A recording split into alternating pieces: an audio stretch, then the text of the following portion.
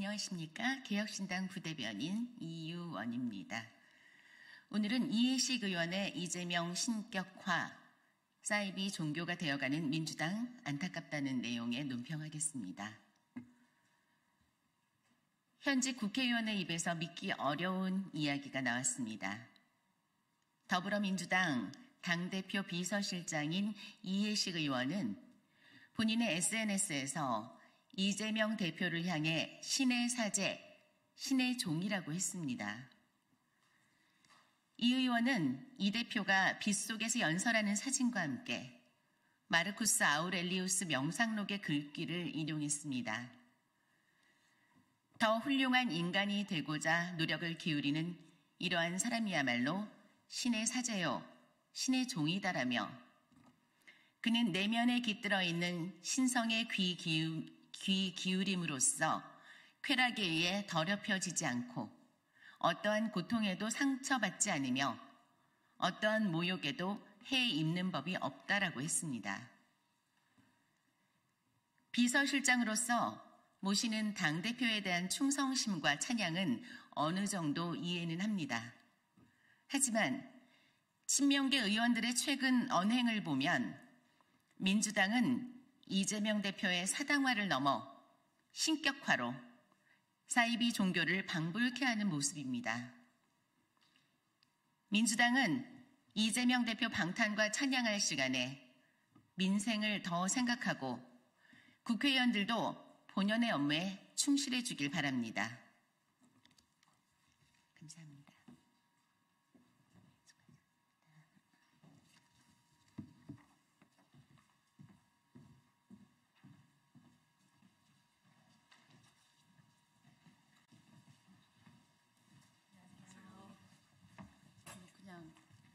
제가 취지점도 설명하면 알아서 발언하십니다. 예, 진보당 비정규직 노동자 정혜경 의원입니다. 근로시간 면제 상한제 폐기, 노동조합법 개정안 발의 기자회견을 하도록 하겠습니다. 먼저 취지 설명하도록 하겠습니다. 고용노동부는 24년 10월 말부터 12월까지 부당 노동행위 기획 감독을 하겠다고 하고 있습니다. 그 핵심 대상이 근로시간 면제제도 위반 의심 사업장입니다. 면제 한도 초과, 무급노조 전임자 급여 지원, 과도한 노조 운영비 지원을 중점 점검하겠다는 것입니다. 이명박 정권 시기 이 제도가 도입되었습니다. 노동조합 전임자의 상한을 정해두고 노사가 합의하더라도 부당 노동행위로 간주하고 있습니다. 이미 ILO 전문가위원회와 결사의 자유위원회에서도 노조 전임자에 대한 임금 지급 문제는 노사 자율로 결정할 사안이라며 강제할 사안이 아니라고 하는 입장을 밝히고 있습니다. 그런데 대통령 자신과 대통령의 가족은 법을 지키지도 않으면서 법치와 기획 감독으로 노동조합 활동을 옥죄고 있습니다. 예. 오늘 이 기자회견은 정부의 기획 점검을 명분으로 한 정부의 국회에서 관련한 법 개정이 시급함을 밝히는 자리입니다. 개정안에 대해서 잠시 설명드리겠습니다. 이미 민주노총과 함께 논의한 근로기준법 개정안이 발의되었습니다. 오늘 기자회견에 함께해 주신 박홍배 의원님을 비롯한 의원님들께서 동의를 해주셨습니다. 개정안의 주요 내용은 근로기준법 제24조 2항 등의 근로시간 면제 한도를 근로시간 면제 기준으로 개정하여 상한이 아닌 하한 기준으로 변경하자는 것입니다.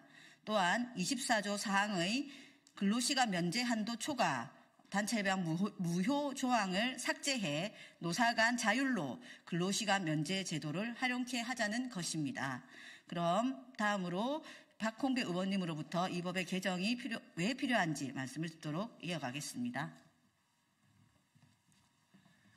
네, 안녕하십니까. 국회 환경노동위원회 소속 더불어민주당 비례대표 국회의원 박홍배입니다. 지난 12일 고용노동부는 윤석열 정부의 고용노동정책 성과 및 향후 계획을 발표하며 국제노동의 노동 기준에 부합하지 않는 근로시간 면제제도 불법 운영 근절을 위한 감독을 지속하겠다고 밝혔습니다. 현행 노조법은 근로시간 면제 한도를 엄격하게 규정하고 이를 위반하는 합의를 무효로 간주하며 심지어 부당노동 행위로 형사처벌까지 가합니다. 이는 명백히 헌법상 노동 3권에 대한 침해입니다. 유럽을 비롯한 노동 선진국에서는 타임오프 제도가 노조 활동을 보호하고 근무시간 중 최소한의 유급 노동조합 활동 시간을 보장하는 수단으로 자리 잡고 있습니다. 노사 간 합의를 통해 필요에 따라 유급 활동을 허용하며 국가는 이를 존중하고 강제적으로 개입하지 않고 있는 것입니다. 아이로 전문가위원회와 결사의 자유위원회는 노조 전임자 임금 지급 문제는 노사 간 자율교섭으로 해결해야 하며 정부의 법적 개입은 부적절하다며 수차례 권고한 바 있습니다. 그러나 대한민국 정부는 이러한 ILO의 권고를 귀담아 듣지 않고 외면해왔습니다. 올해 ILO 의장국으로까지 선출되었지만 국제노동 기준에 부합하지 않는 정책을 고집하며 국제적 신뢰를 훼손하고 있는 것입니다. 오늘 발의하는 노조법 개정안은 현행 근로시간 면제 상한제를 폐지하고 근로시간 면제 심의위원회가 최소 기준을 설정하도록 하는 내용을 담고 있습니다. 법 개정을 통해 노동조합의 운영의 독립성과 자율성을 보장하고 현장에서 진정한 노사 화합과 상생의 문화를 정착시킬 수 있기를 기대합니다. 국회 환경노동위원으로서 근본 법 개정에 저 역시 힘을 보태도록 하겠습니다. 감사합니다.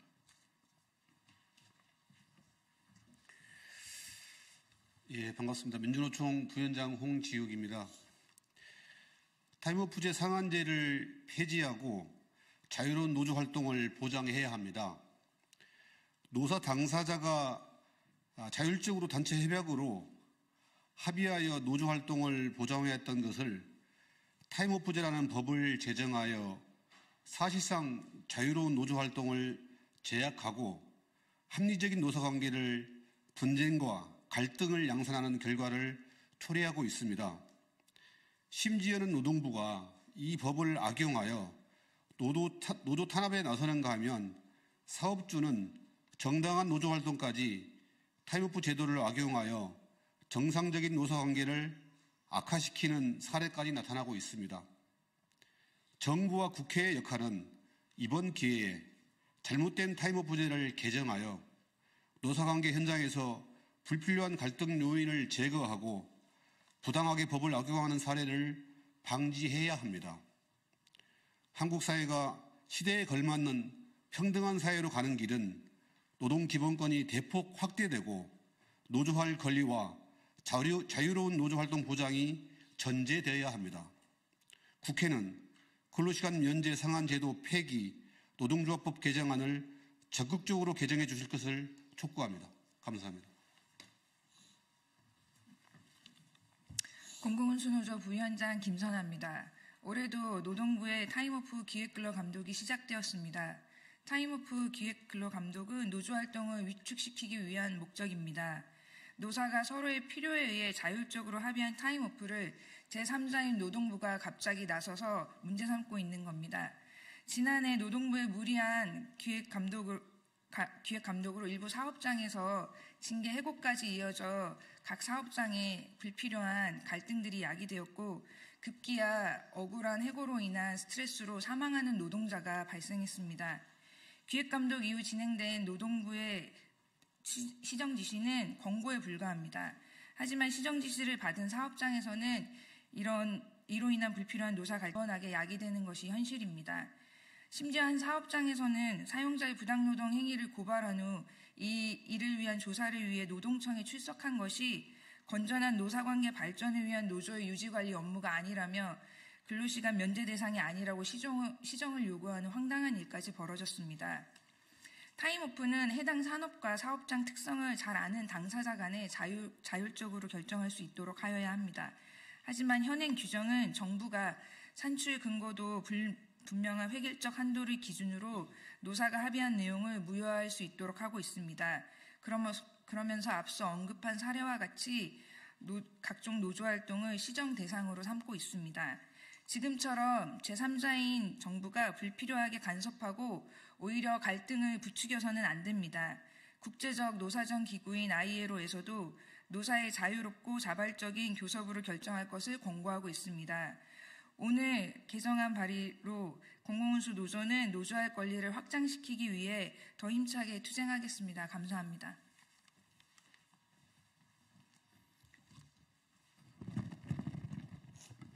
네, 반갑습니다. 민주노총 전국금속노동조합 수석부위원장 이상섭입니다. 금속노조는 올해 단체교섭에서 노사 자율의 원칙을 감안한 근로시간 면제제도 개선을 정부에 공동으로 요구한다고 합의했습니다. 모두 140여 곳의 사용자들이 이 같은 문구에 동의했습니다. 정부가 타임오프 기획 감독을 반복하고 있는 부담스러운 상황에서도 사용자들이 노사 자율의 원칙에 목소리를 낸 것입니다. 교섭 과정에서는 심지어 원만하게 유지되어 왔던 노사관계를 왜 노동부가 나서서 들쑤시는지 모르겠다며 노조를 격려하는 사용자들도 있었습니다. 노사 모두가 노사 자율의 타임오프를 이야기하고 있습니다. ILO도 줄기차게 한국의 타임오프 제도가 노사 자율을 침해한다고 지적하고 있습니다. 노사 자율이 아닌 법대로 해야 한다고 얘기하는 건 윤석열 정부밖에 없습니다. 윤석열 정부도 잘못이지만 국회에도 책임이 있습니다. ILO 기본협약 87호, 98호 비준할 때 노조법을 국제 기준에 맞게 개정했어야 합니다. 그렇지 않았기 때문에 윤석열 정부가 타임오프를 무기로 노사관계를 불안정하게 만들고 있는 것입니다. 노사관계에만 문제가 생기는 것이 아닙니다.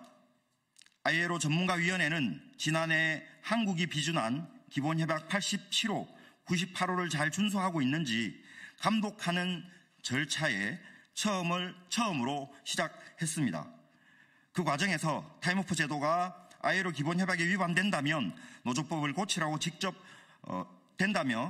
직접 고치라고 요청했습니다. 노조법 24조 사항을 철폐하라고 꼭 집어서 지적했습니다. ILO는 내년 2월경 한국의 기본협약 이행에 대한 첫 감독 결과를 발표할 예정입니다. 정부와 국회가 손을 놓고 있으면 한국이 기본협약을 비준해 놓고도 지키지 않는 결론에 이르게 됩니다. 이것은 국제사회에서 망신을 당하는 수준을 넘어서는 문제가 됩니다. 한국은 21개 국가와 FTA를 체결했는데 이 중에 10개 협정에 노동 관련 조항이 존재합니다. 기본협약이 정하고 있는 국제 노동 기준을 못 지키는 국가로 낙인 찍히면 무역 제재가 발생할 수도 있다는 얘기입니다. 과거 한국이 기본협약 87호, 98호를 비준했던 핵심 이유도 EU가 FTA 협정 위반을 제기했기 때문인 것을 기억하실 겁니다. 수출로 먹고 사는 한국 경제 구조를 고려해서라도 국제 노동 기준에 미달하는 노조법이 심각한 경제 리스크가 되는 상황을 빨리 해소해야 합니다. 입법 발의에 그치는 것이 아니라 하루빨리 법안을 통과시켜서 국제 기준에 맞는 노사관계 제도가 정착되도록 국회가 제 역할을 해주실 것을 부탁드립니다. 고맙습니다.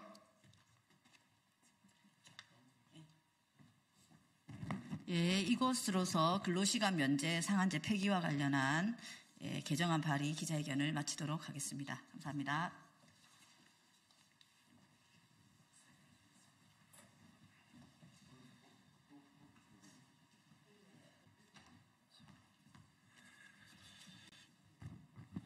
예, 바로 해도 되나요? 예, 민주당 원내대변인 윤종군입니다. 두 건 브리핑하도록 하겠습니다. 한동훈 대표님, 이제 그만 가족 댓글단의 전모를 밝히십시오. 한동훈 대표가 가족들을 동원해 국민의힘 당원 게시판에 윤석열 대통령 부부 비방 댓글 756개를 작성했다는 주장이 제기된 지 한참 지났습니다. 20살 남짓한 딸 이름으로만 152개의 비방 댓글이 달렸다고 합니다.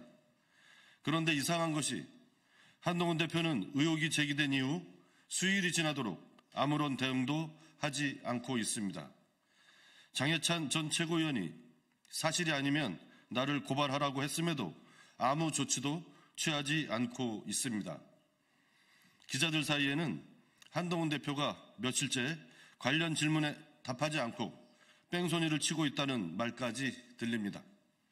심지어 가족 명의의 비방 댓글 때문에 한동훈 대표가 용산에 꼬리를 내렸다는 회개망측한 소문마저 돌고 있습니다. 한동훈 대표님, 진실은 어디에 있습니까? 사실인지 아닌지 진실을 가장 잘 알고 있는 사람은 한동훈 대표 본인 아닙니까? 당당하면 스스로 수사를 자처하십시오. 한동훈 대표는 왜 입국닷하고 계십니까? 소문처럼 이것 때문에 용산에 항복한 것입니까? 그토록 강조하던 국민 눈높이는 어디로 갔습니까? 제1야당 대표에 대한 유죄 판결에 환호작약하며 폭풍 SNS 게시글이나 올릴 때가 아닙니다. 제 눈엔 티끌, 남의 눈엔 대들보입니까? 정말 의혹대로 가족 댓글 틈을 조직적으로 가동해 여론을 조작하고 비방을 일삼았는지 한동훈 대표는 국민께 명명백백 밝히십시오. 잘못한 게 있다면 국민께 이실직고하고 용서를 구하고 잘못이 없다면 스스로 수사를 자처해 명예를 회복하기 바랍니다. 그것이 공당의 대표가 보여야 할 마땅한 자세입니다. 명태균 씨가 조력자 중 하나면 윤석열 대통령 주변엔 얼마나 많은 비선 실세가 있는 것입니까? 윤석열 대통령은 그동안 명태균 씨에 대해서 수많은 조력자 가운데 한 명이라고 말했습니다. 하지만 아무런 권한도 책임도 없는 민간인 명태균 씨가 창원 산단 부지 선정에 깊이 개입해 왔음이 밝혀졌습니다. 창원시 공무원들은 대외비 문서를 들고 명 씨를 찾아가 보고했고, 명 씨는 국가 산단이 들어선다는 정보에 토지를 매입하려던 사람들에게 토지 매물을 찍어 주었습니다. 심지어 명태균 씨가 지구단위 계획 재정비 사업에도 관여했고 장관 인사에 관여한 정황도 드러났습니다. 윤석열 대통령의 조력자면 이 정도는 할 수 있는 겁니까? 윤석열 대통령 주변에는 얼마나 많은 비선 실세들이 조력자를 자처하며 국정에 깊이 개입하고 있는 겁니까? 대통령 부부의 국정농단, 헌정유린을 입증하는 정황과 증거가 쏟아져 나오고 있습니다. 이제 윤석열 대통령이 외면한다고 무마될 수 있는 상황이 아닙니다. 윤석열 대통령과 정부는 국민의 분노에 답해야 합니다. 김건희 여사 특검을 수용해 명태균, 김건희 국정농단 의혹의 진상이 밝혀지도록 협조하십시오. 더불어민주당은 김건희 여사와 명태균 씨 등 비선 세력의 국정농단과 헌정유린에 동참해온 무능한 윤석열 대통령의 진상을 특검을 통해 반드시 규명하겠습니다. 마치겠습니다.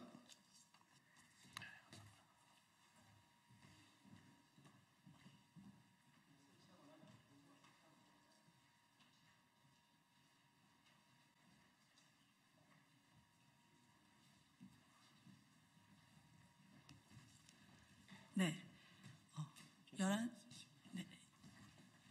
11시. 안녕하십니까. 오늘 11시는 친일 예산 전액 삭감하라. 윤석열 표 뉴라이트 독립기념관 건립 반대한다.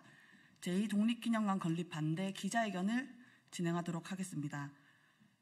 오늘 기자회견 순서는 진보당 윤종호 원내대표님의 모두 발언으로 시작해서 한상권 역사정의실천연대 상임대표님 발언, 이준식 전 독립기념관장님 발언, 그리고 민족문제연구소 방학진 기획실장님의 기자회견문 낭독으로 이어지겠습니다.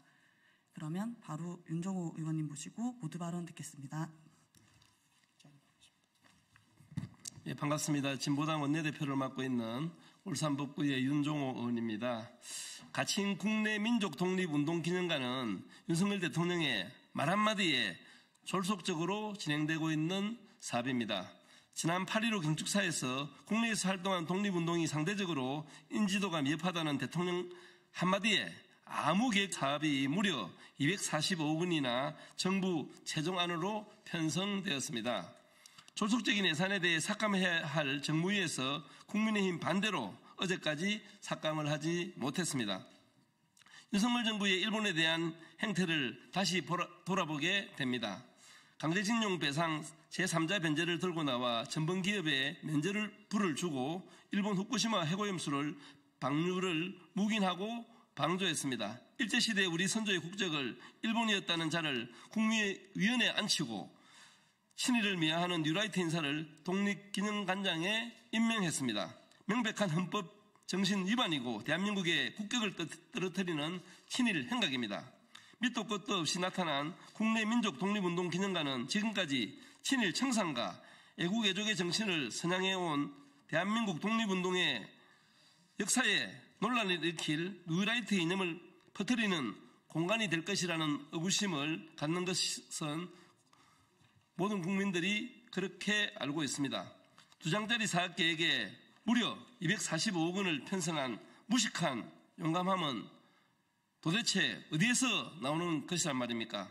보훈부 자체심의위 의결도 거치지 못한 가칭 국내 민족 독립운동 기념관 예산은 반드시 삭감되어야 합니다. 또한 뉴라이트 역사관을 퍼뜨리고자 하는 윤석열 정부의 어떤 시도도 단호히 막아낼 것입니다. 진보당이 앞장설 것입니다. 감사합니다. 다음으로 한상권 역사정의실천연대 대표님 발언 듣겠습니다. 역사정의실천연대 상임대표 한상권입니다. 우리가 어떤 기념관을 질 때는 제일 중요한 것이 마음이 한 곳으로 모아지는 것입니다. 문중 기념관을 질 때도 그 문중 전체의 의사가 동의가 돼야 되는 거죠. 근데 윤석열 정권이 독립기념관, 제2독립기념관을 짓겠다고 하는데 현 윤석열 정권에 대한 국민적 심판은 거의 심리적 탄핵 수준에 이르렀습니다. 중도 하야든 임기 단축하든 탄핵을 하든 하는 것이 국민의 80% 정도에 이릅니다. 국민의 20%밖에 지지를 못 받는 정권이 기념관을 짓겠다는 것은 사실 어불성설입니다. 우리가 현재 있는 천안 독립기념관도 국민들의 성금을 모아서 짓고 전 국민의 합의에 의해서 지어진 건물입니다. 윤석열 정권이 기념관 짓는 것이 자격이 없다는 것을 단적으로 보여주는 것이 현 독립기념관장입니다. 현 독립기념관장은 기본적으로 일제시대 국적이 우리 국민이 일본 국적을 갖고 있다는 둥, 아니면은 45년 8월 15일에 대해서 물어볼 때 노코멘트 하겠다는 입장을 표명했습니다. 즉 일본 식민 통치가 합법적이고 정당하다는 그런 입장이고, 다른 말로 말하면 일본 식민 지배는 축복이라는 이런 입장입니다. 그러나 우리나라 대한민국의 기본적인 입장은 식민 통치는 불법이고 무효하다는 것이고, 또 그런 생각을 갖고 있는 사람들이 독립운동을 했습니다. 이처럼 반 독립운동 정치를 가진 사람을 독립기념관장으로 앉혀놓고 또 독립기념관을 짓겠다는 것은 사실 국민을 기만하는 것입니다. 마지막으로 말씀드린 것은 제2의 독립기념관이라고 그러는데, 사실 그 제2의 독립관의 실체는 분명히 이승만 기념관입니다. 이승만 기념관이라고 이름을 못 붙이니까 제2의 독립기념관이라고 이름을 붙였는데, 사실 이승만 기념관의 국민들이 찬성하지 않는다는 것은 두말할 나위가 없는 것 같습니다. 이상으로 볼 때 제2독립기념관 예산은 전액 삭감해야 되고 국민적 합의와 성금을 모아서 짓는 것이 맞다고 생각합니다. 감사합니다. 네, 이어서 이준식 전 독립기념관장님 발언 듣겠습니다.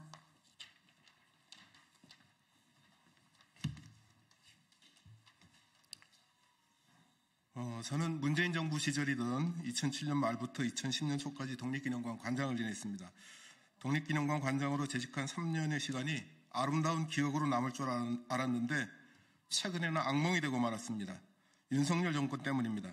친일 인사를 관장으로 임명해 독립기념관과 독립기념관을 아끼는 국민을 모독하더니 급기야는 사실상 독립기념관을 형해하기 위해 서울에 제2독립기념관을 짓겠다고 합니다.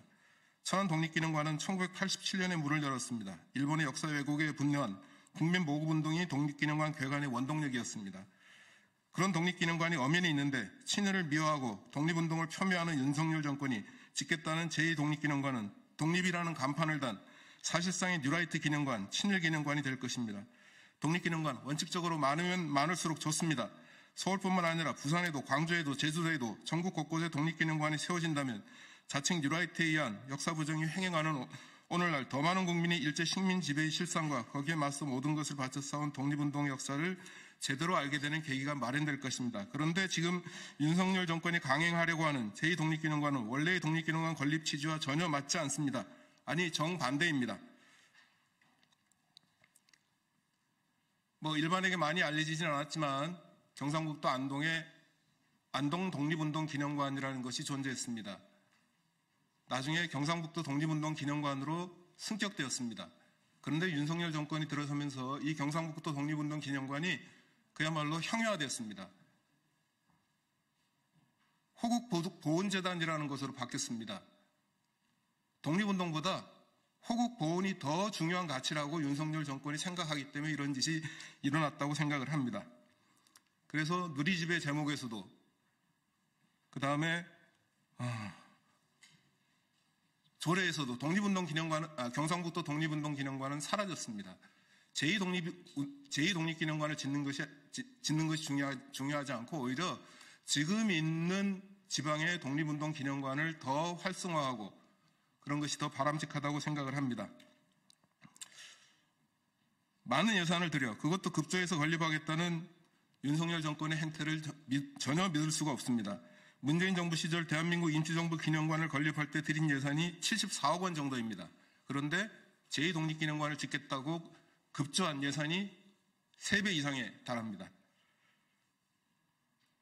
내용은 더 문제입니다. 제2독립기념관에서는 대한민국 임시정부나 무장투쟁, 의열투쟁의 역사는 빼겠다고 합니다.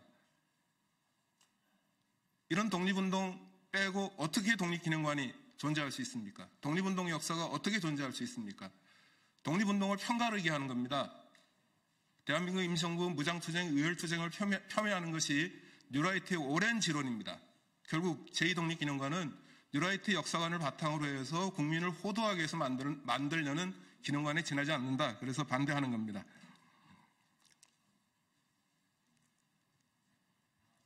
윤석열 정권의 국가보훈부는 뉴라이트 입맛에 맞춰 이승만 기념관과 제2독립기념관 건립을 추진할 게 아니라 차라리 그 예산으로 늦었지만 3.1운동 기념관이나 식민지 역사관 건립을 추진할 것을 저는 강력히 촉구합니다.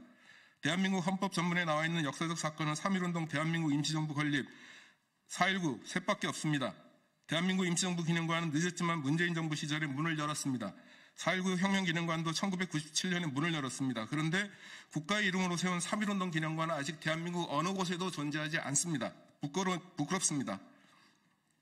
헌법에도 나와 있는 3.1운동을 기념하는 기념관 하나 존재하지 않는다는 것이 대한민국 국민으로서 몹시 부끄럽습니다.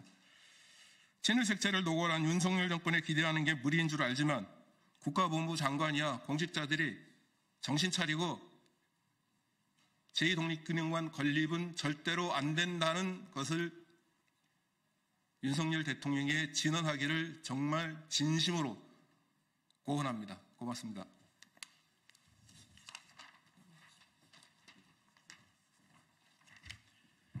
네, 기자회견문 낭독하겠습니다. 윤석열표 친일 뉴라이트 독립기념관 건립을 반대한다. 우리는 정부가 추진 중인 제2독립기념관 건립 사업을 강력히 규탄하기 위해 이 자리에 모였다. 정부는 균형 잡힌 독립운동 역사를 다루겠다고 주장하며 일명 국내 민족 독립운동 기념관 건립에 245억 원이라는 막대한 예산을 투입하려 하고 있다. 하지만 이 사업의 추진 방식과 그 배경을 살펴볼 때 친일 뉴라이트 역사관이 될 가능성이 농후한 상황임을 명백히 지적하지 않을 수 없다.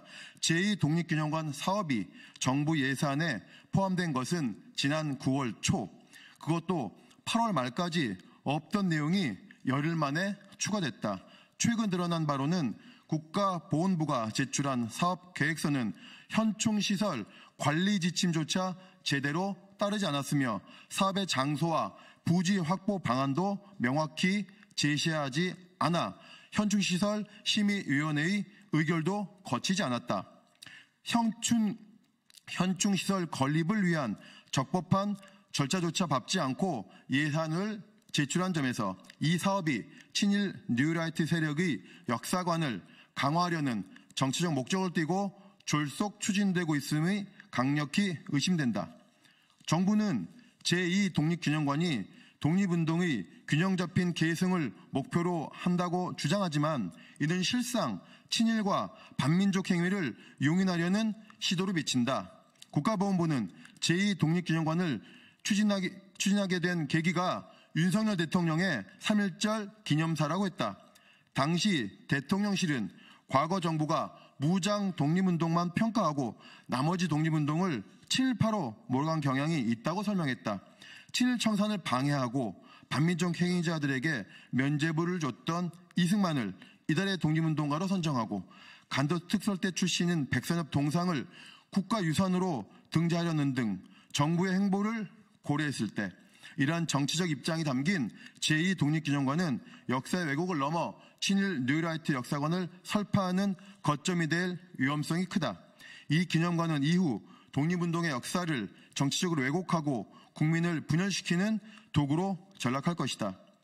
이에 우리는 정부가 추진 중인 제2독립기념관 건립 사업이 친일 뉴라이트 세력의 역사 왜곡과 정치적 목적을 내포한 불투명하고 졸속적인 사업임을 강력히 규탄하고 반대한다. 아울러 2025년 예산안에서 제2독립기념관 건립 예산을 비롯한 친일 예산을 전액 삭감할 것을 요구한다. 2024년 11월 19일 기자회견 참가자 1동.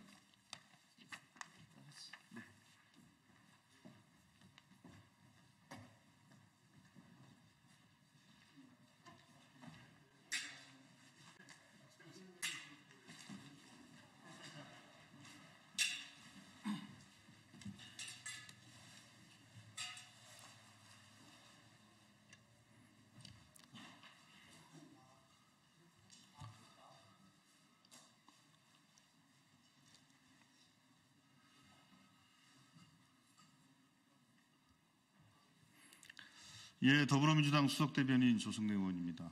오늘 검찰의 5번째 이재명 대표에 대한 기소와 관련해서 한 말씀 드리겠습니다. 해도 너무하지 않습니까? 대통령의 정적 죽이기의 혈안인 정치검찰의 비열한 야당 탄압을 규탄합니다. 윤석열 검찰이 대장동 공직선거법 위증교사에 이어 또다시 핑계거리를 만들어 대통령의 정적 죽이기에 나섰습니다. 오늘 검찰의 기소는 기소를 위한 기소입니다. 검찰이 이토록 집요하게 억지 기소를 남발하는 이유는 분명합니다. 제1야당 대표이자 국민의 압도적 지지를 받는 정치 지도자를 법정에 가두고 손발을 묶으려는 속셈입니다. 명백한 억지 기소이자 야당 탄압입니다.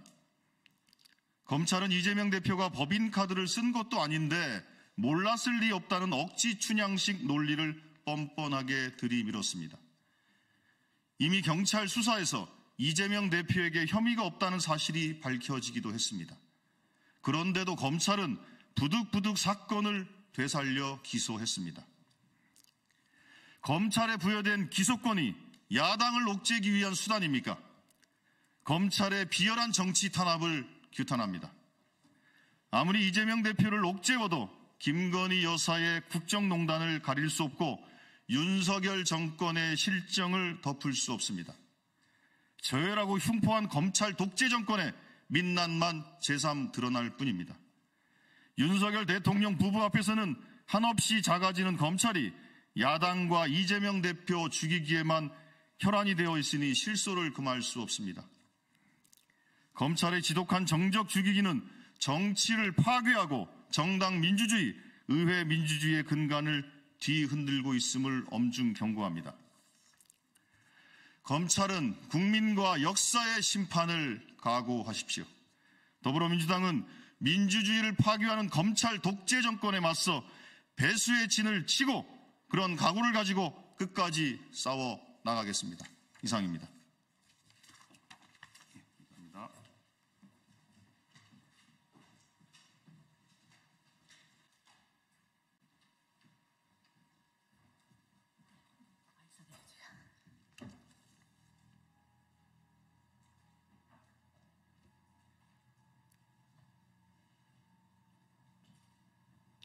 이면에 결코 등장해서는 안 될 그 이름 명태균이 또 있을 줄은 정말 꿈에도 몰랐습니다.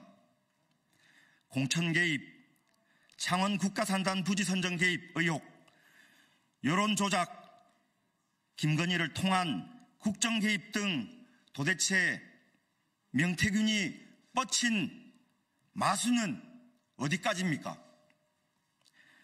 당시 아무런 권한이 없는 사안과 어떠한 상관도 없는 민간인 명태균이 방산업체인 대우조선해양에 들어와서 회사 임원의 안내를 받으며 파업 현장을 둘러보고 그 내용을 윤석열 대통령에게 보고했다고 합니다.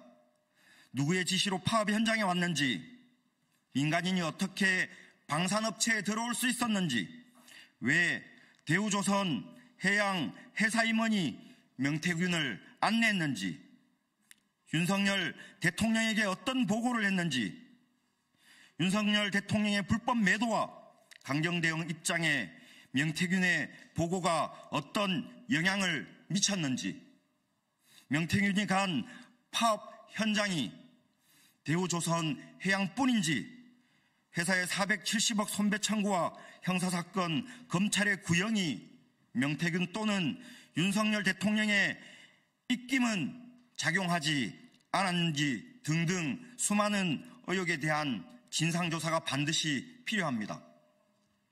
대통령 윤석열은 공식적이고 정상적인 국정 운영으로 대한민국 헌법 질서를 지켜야 할 의무가 있지만 민간인에게 불법적 개입을 지시하고 이에 따라 공권력을 남용했습니다. 헌법상 보장된 노동 3권을 민간인과 함께 무력화시켰습니다. 전국 금속노동조합은 국회가 국정조사에 나설 것을 촉구하며 국민감사 청구를 추진할 것임을 밝힙니다. 감사합니다.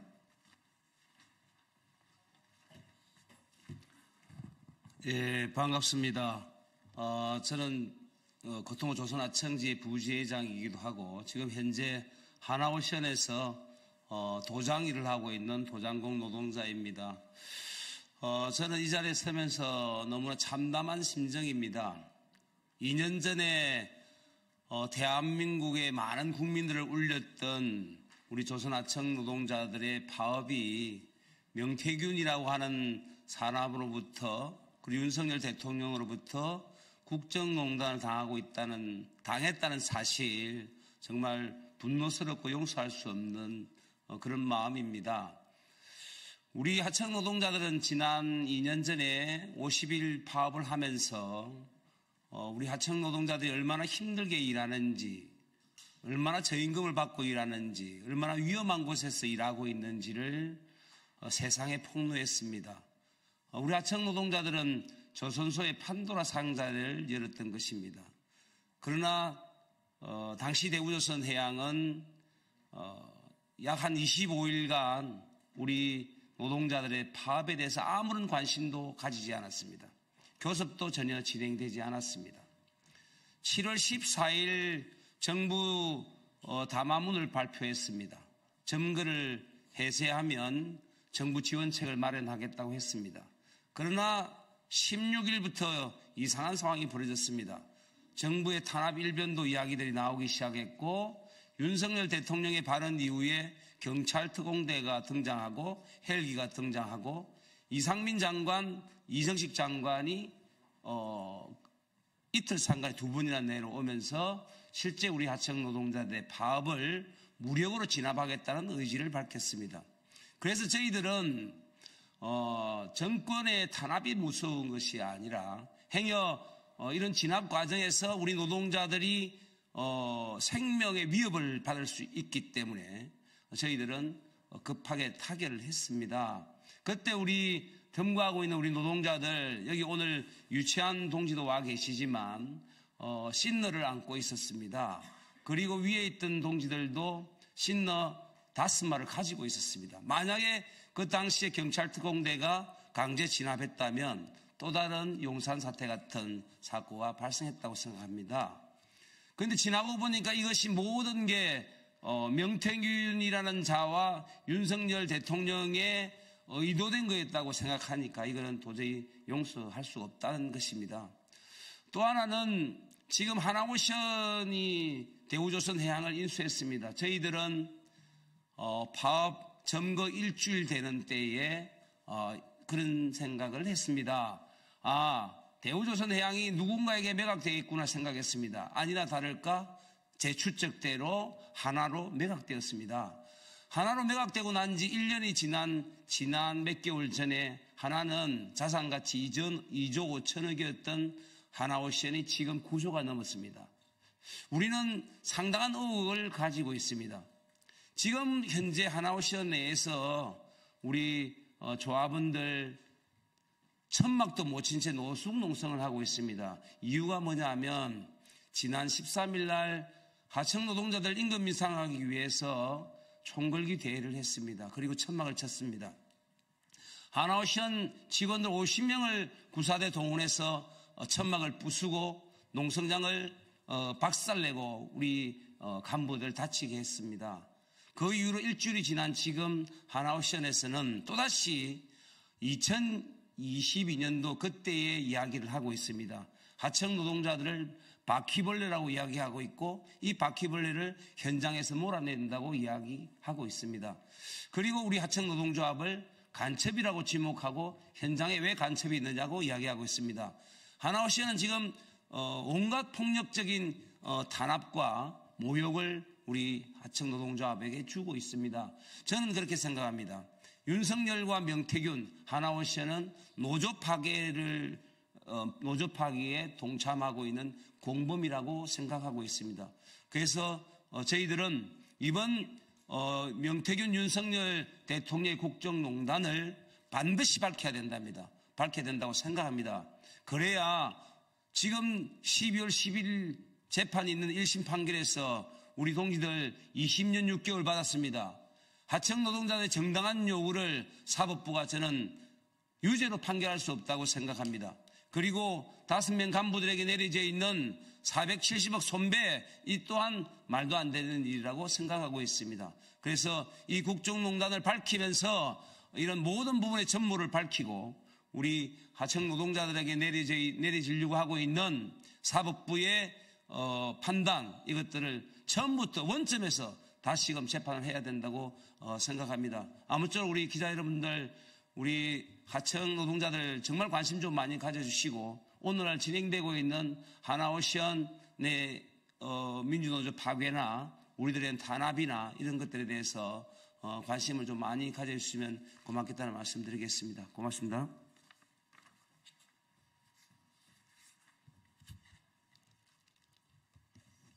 기자회견문.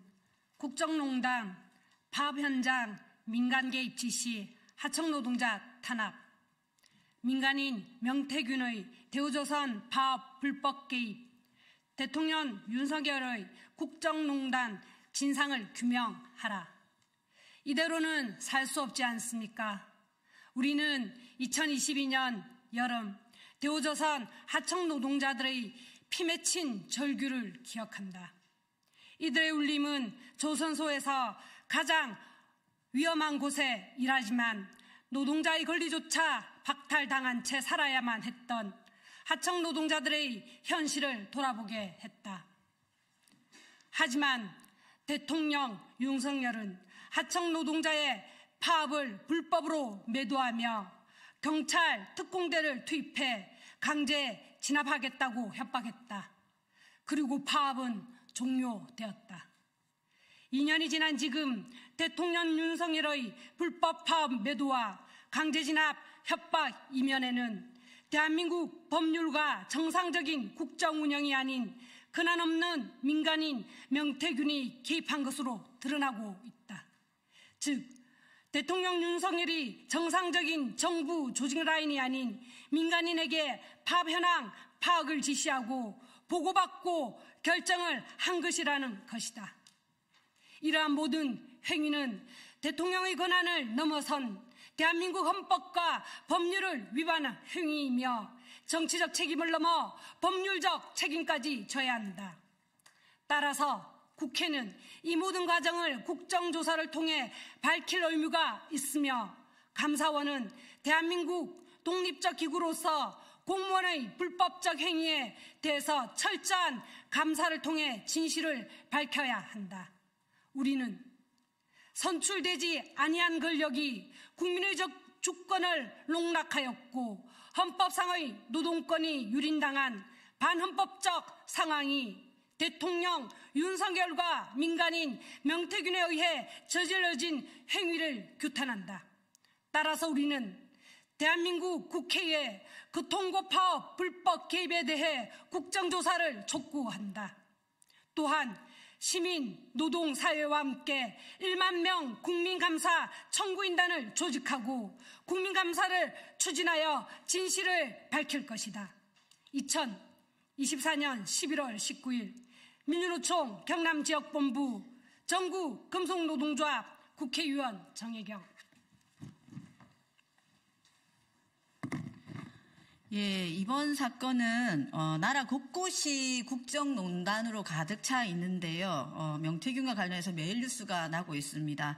명태균이 노동자들, 특히나 비정규직 노동자들이 목숨을 걸고 투쟁하는 현장에까지 국정농단을 한 것에 대한 현실이 낱낱이 드러나 있는 사건입니다. 우리 기자 여러분들께서 함께 관심을 가져주셔서 우리 노동자들의 생존권뿐만 아니라 이 나라의 헌법 질서, 헌정 질서를 바로 세우는데 함께 도움을 주셨으면 좋겠습니다. 감사합니다. 이것으로 마치겠습니다.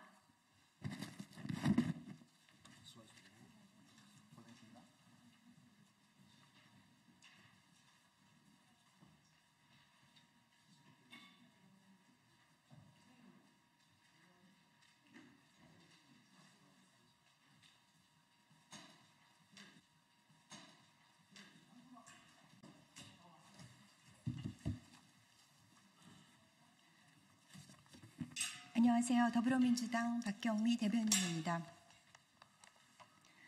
실제 드러나는 여론공작팀 의혹, 대통령실의 침묵은 무언의 긍정입니까?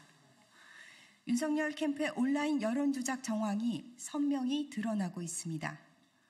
여론조작범 한 명 한 명에게 선거대책위원회 조직통합본부 임명장까지 수여했습니다. 윤석열 캠프가 조직적, 전방위적으로 여론 공작에 나섰다는 명확한 증거입니다. 해당 위원회 위원장이던 이모 씨는 지방선거에서 공천을 받아 부산기초의원에 당선됐고 조직통합본부장은 여권 외곽 조직을 만들어 여전히 실세로 군림하고 있다고 합니다. 이처럼 의혹이 구체화되고 있는데도 대통령실과 여당은 침묵으로 일관하고 있습니다. 조선 후기의 문신 김창협이 숙종에게 올린 상소문의 일부를 들려드리겠습니다. 얼마 전에 사원부의 지적에 대해서 전하께서는 사실과 다르게 전달된 것일 뿐이라고 하셨습니다. 저는 당시에 그 말씀을 믿었습니다만 사원부의 보고가 맞았음이 요사이 밝혀지고 말았습니다. 신은 전하의 진실하지 못함이 이 정도일 줄은 생각도 못했습니다. 실상을 열어보여서 잘못을 인정하고 고치면 되는 일이었는데도 끝내 남을 속이고 자신도 속이셨습니다. 약 340년 전에도 이렇게 직언을 하는 신하가 있었는데 현재 대통령실과 여당은 대통령의 심기 보좌만 할 뿐 온갖 의혹을 외면하며 침묵을 지키고 있습니다. 이런 침묵은 무언의 긍정이라고 보아도 되겠습니까? 이제 국민들은 윤석열 정권은 불법적 여론 조작으로 탄생한 정권인지 묻고 계십니다. 윤석열 정권이 씨앗부터 부정과 불법을 먹고 성장했는지 국민은 알 권리가 있습니다. 윤석열 대통령은 여론 조작 의혹에 대한 수사가 불가피함을 명심하고 국민 의혹의 진실을 고하십시오.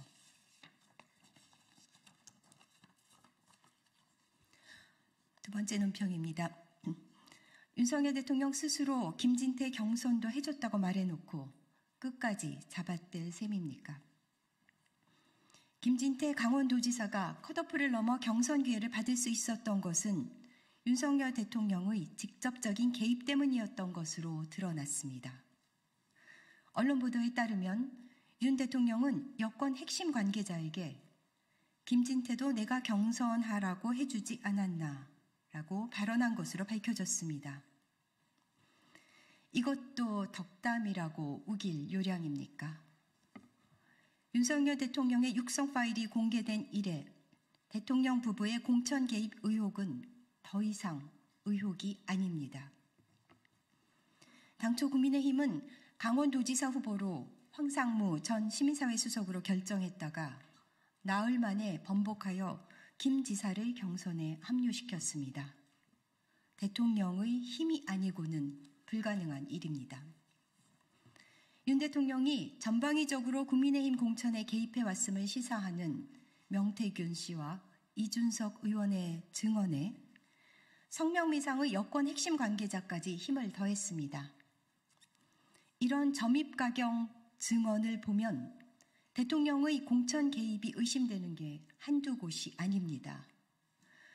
국민의힘 공천에 대통령 부부와 명태균 씨의 손이 닿지 않는 부분이 있기나 한지 의심스러울 정도입니다. 이제 더 이상 당선인 시절이라며 의혹을 외면할 수는 없습니다. 이제 더 이상 특검을 거부할 명분도 없습니다. 대통령도 대통령이지만 대통령 부부의 공천 자판기로 전락한 국민의힘도 한심함의 극치입니다. 윤석열 대통령은 지금 즉시 특검을 수용하십시오. 윤 대통령이 계속 특검법을 거부한다면 해일처럼 일어나는 들불처럼 번지는 국민의 분노를 마주하게 될 것임을 엄중히 경고합니다. 이상입니다. 감사합니다.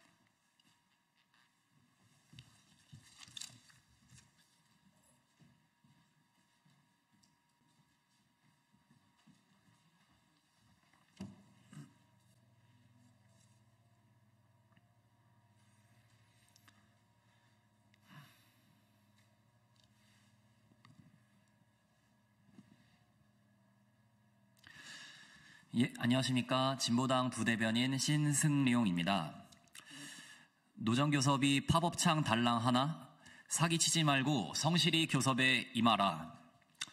타 정권 대비 수많은 국가를 돌아다니며 외교에 힘쓰고 있는 윤석열 대통령.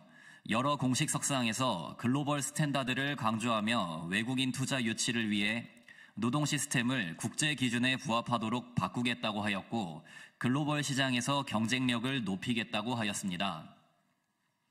국제노동기구 ILO가 바로 글로벌 스탠다드입니다. 윤석열 정부가 공기업 준정부기관 예산 운용 지침을 노동계와 협의 없이 수립하는 절차에 들어갔습니다. 양대 노총에서 제안한 노정교섭 요구를 4차례나 거부하였습니다. 이에 대해 ILO는 2차례에 걸쳐 노정교섭의 정례화와 협의 메커니즘을 수립하라고 권고안을 냈습니다. 윤석열 정부는 노조 측의 의견을 수렴했다고 답변서를 보냈습니다.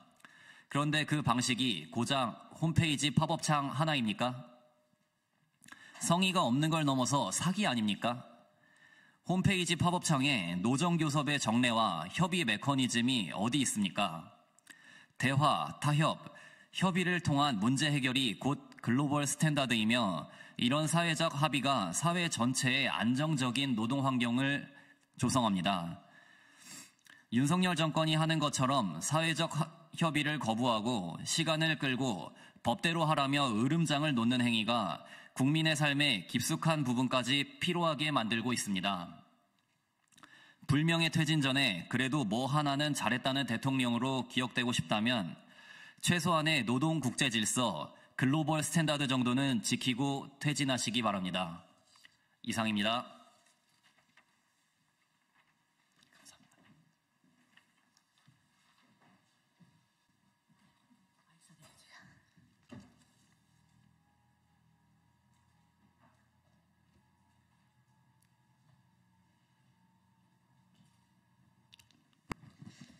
예, 진보당 원내대변인 정혜경입니다. 오늘 철도 노동자들의 투쟁과 박장범 KBS 사장 후보자 인사청문회 관련해서 브리핑하도록 하겠습니다. 철도 안전해법은 외주화가 아닌 인력 충원입니다. 철도 노조가 22일까지 준법 투쟁에 돌입합니다. 당연히 해야 할 준법을 태업으로 매도하지 마십시오. 진보당은 안전한 철도를 위한 노조의 투쟁을 적극 지지합니다. 철도 안전 문제의 핵심은 인력 충원입니다. 올해 연말까지 총 9개 노선 51개 역이 개통됩니다. 그런데 윤석열 정부는 거꾸로 1,566명의 인력을 줄이려고 합니다. 그에 따른 업무 공백은 외주화를 통해서 메운다 합니다. 정부가 코레일에 묻겠습니다. 2016년 구의역 김군, 2018년 김용균 씨 사망사고 이후 사라졌어야 할 죽음의 외주화에 왜 매달리십니까? 무엇 때문에 계약직, 일용직 불안전 노동으로 철도 노동자의 생명을 위협하려 하십니까? 해마다 철도에서 2명씩 목숨을 잃고 있는데 언제까지 예산 타령만 하실 생각입니까? 철도 노조의 모든 요구는 정당합니다. 노동자가 안전해야 국민의 철도도 안전합니다. 진보당은 철도 노동자의 투쟁의 승리를 위해 함께 싸우겠습니다. KBS 박장범 사장에 대해서 브리핑하도록 하겠습니다. 땡윤 뉴스 주범에게 KBS 못 맡깁니다. 박장범 KBS 사장 후보자에 대한 인사청문회가 진행 중입니다. 박 후보는 최순실 국정농단 사건 당시 관련 보도를 누락시키고 방해하며 지연시킨 주범입니다. 박 후보는 어제 청문회에서도 파우치는 팩트라며 문제없다고 딱 잡아떼는 뻔뻔함을 보였습니다. 박근혜 최순실에 아부하여 출세하더니 윤석열 김건희에 아부하며 KBS 사장직을 노리는 꼴입니다. 용산 입장에서 박 후보는 명태균발 대통령 부부의 온갖 의혹을 방어해줄 땡윤 뉴스의 적임자임이 분명해 보입니다. 박 후보가 KBS 사장이 된다는 것은 대한민국 언론사의 수치입니다. 박장범은 즉각 사퇴하십시오. 네, 이상입니다.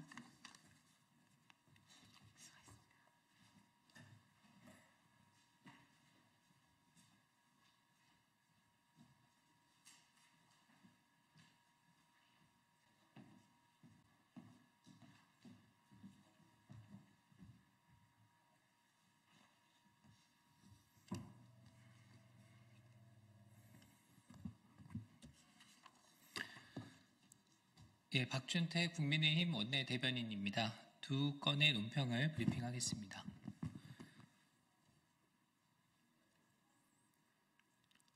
민주당은 참혹한 북한 인권 실태를 외면하지 말고 북한 인권재단 이사 추천에 적극 협조하기 바랍니다. 북한은 김여정이 대북 전단과 관련해 대가를 치를 것이라고 발언하자마자 민주당은 대북 전단 살포 방치를 이유로 국방부 장관 탄핵을 추진하겠다고 나섰습니다. 문재인 정부 당시 이른바 김여정 하명법을 강행해 국제적 망신을 자초해놓고 또다시 북한의 목소리에 동조하는 모습입니다. 민주당은 북한 눈치 보기를 멈추고 인권 문제 해결에 동참해야 합니다. 북한 인권 문제는 인류 보편의 가치인 동시에 통일을 위한 필수 여정입니다. 북한 인권재단은 북한 인권 실태조사, 인권 개선을 위한 연구와 정책 개발, 북한 주민에 대한 인도적 지원을 목적으로 설립됐습니다.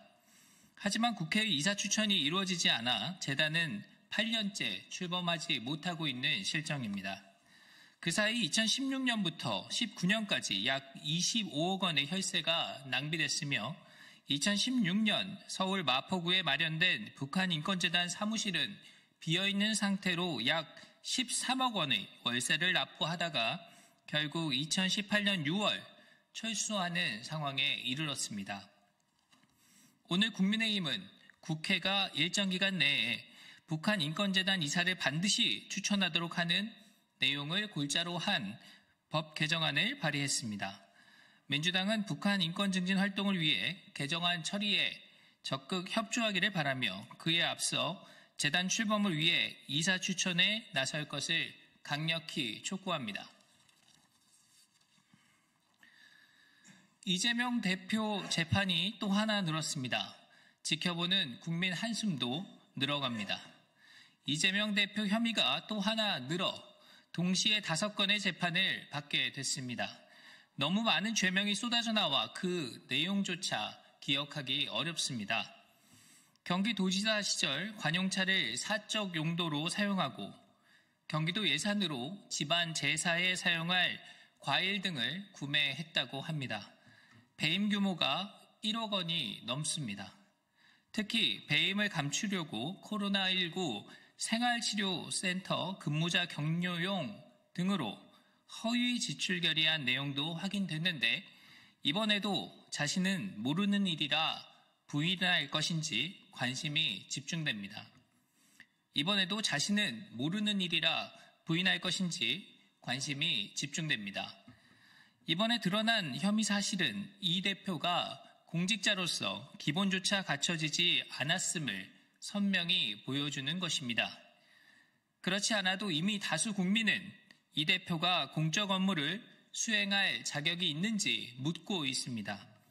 민생 파수꾼 역할을 수행해야 할 야당 대표가 의회가 아닌 법정에 서고 동시에 새로운 의혹이 이어지면서 국민께 깊은 혼란과 피로감을 주고 있습니다. 민주당은 그만 방탄의 굴레에서 벗어나 민생국회를 위한 책임을 다하길 바랍니다.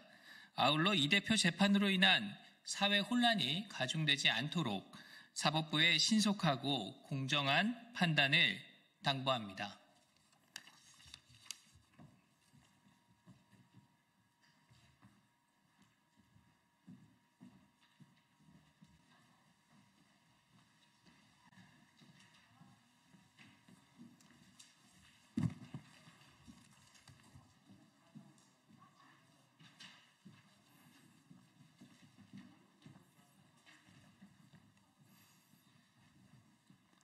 네, 안녕하십니까. 더불어민주당 전정부 정치산업대책위원회 김영진 위원장과 위원들, 오늘 감사원의 정치 보복성 감사와 수사 요청에 대한 입장을 발표하도록 하겠습니다.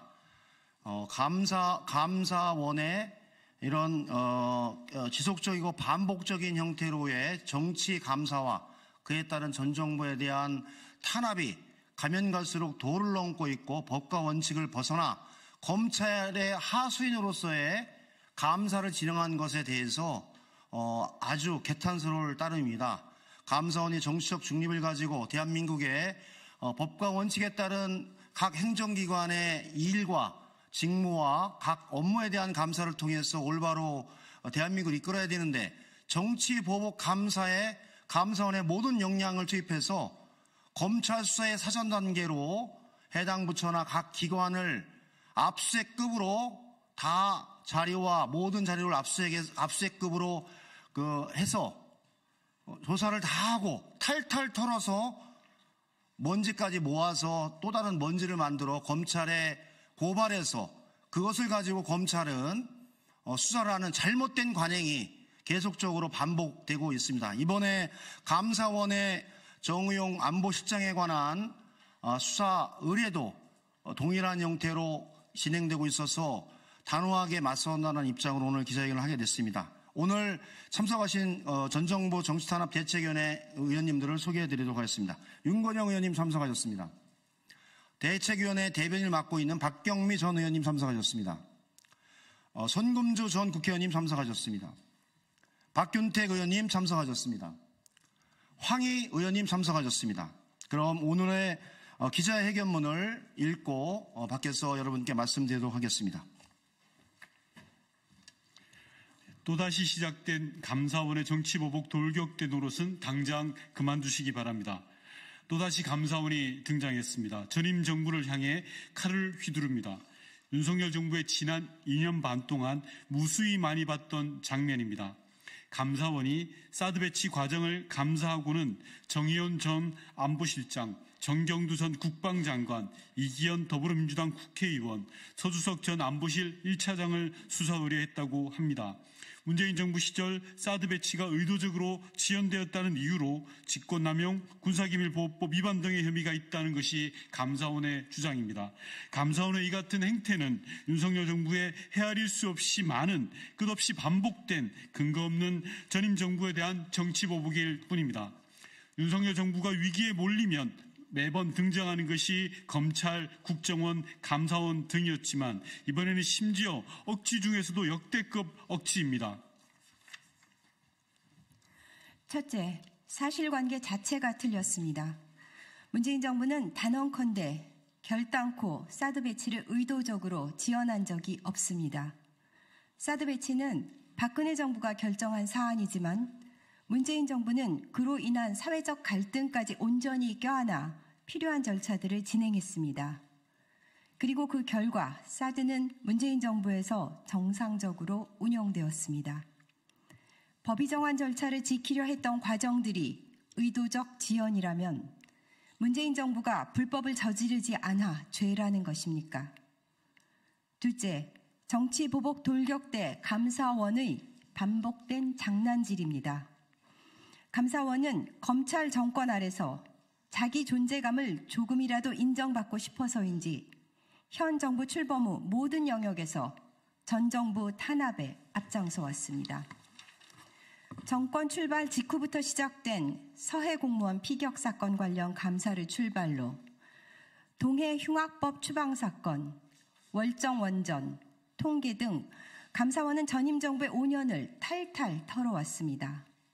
검찰청 산하기관이라도 된 듯 검찰에 수사자료를 갖다 바치는 것이 존재 이유인 듯 행동해왔습니다.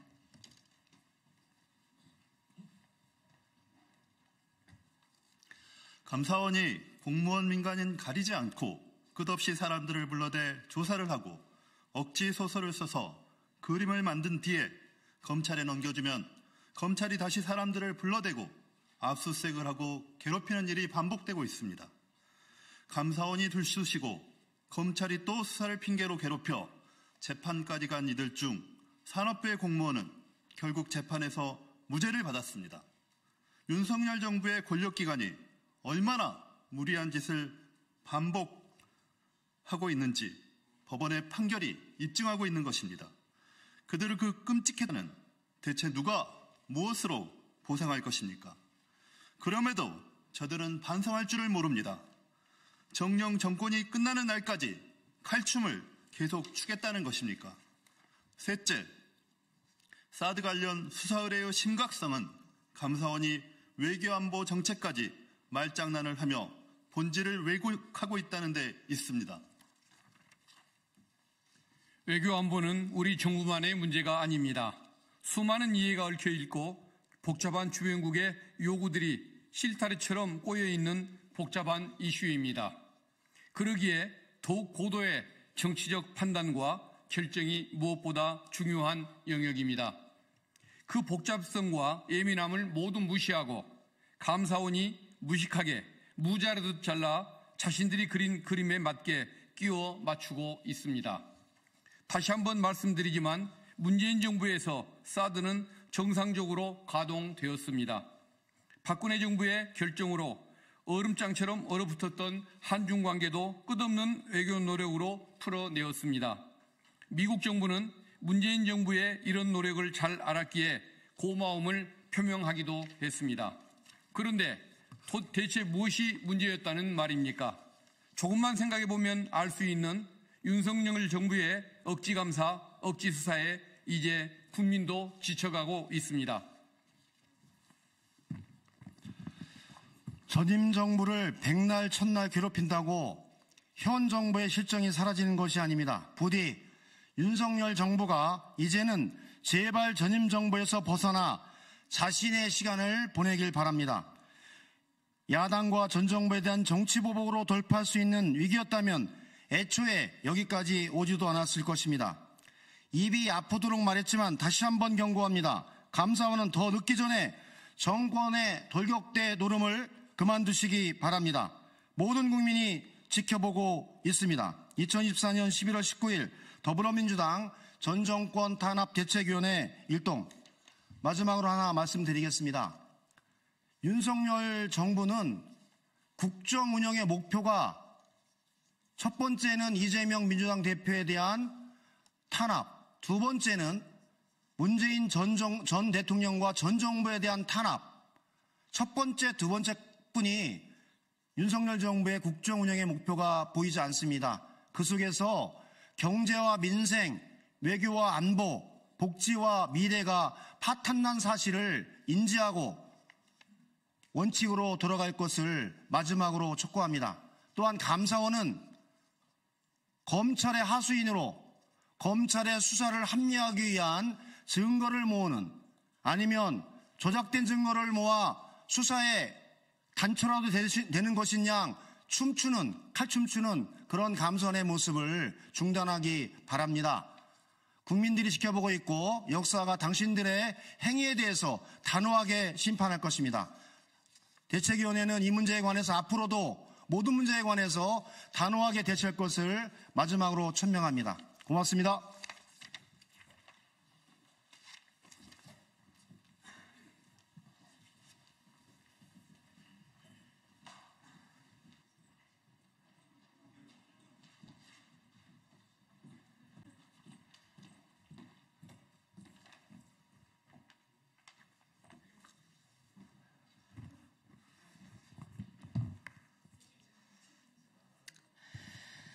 네, 저는 국민의힘의 국회의원 배현진입니다. 현재 문화체육관광위원회 소속 상임위원으로 활동하고 있습니다.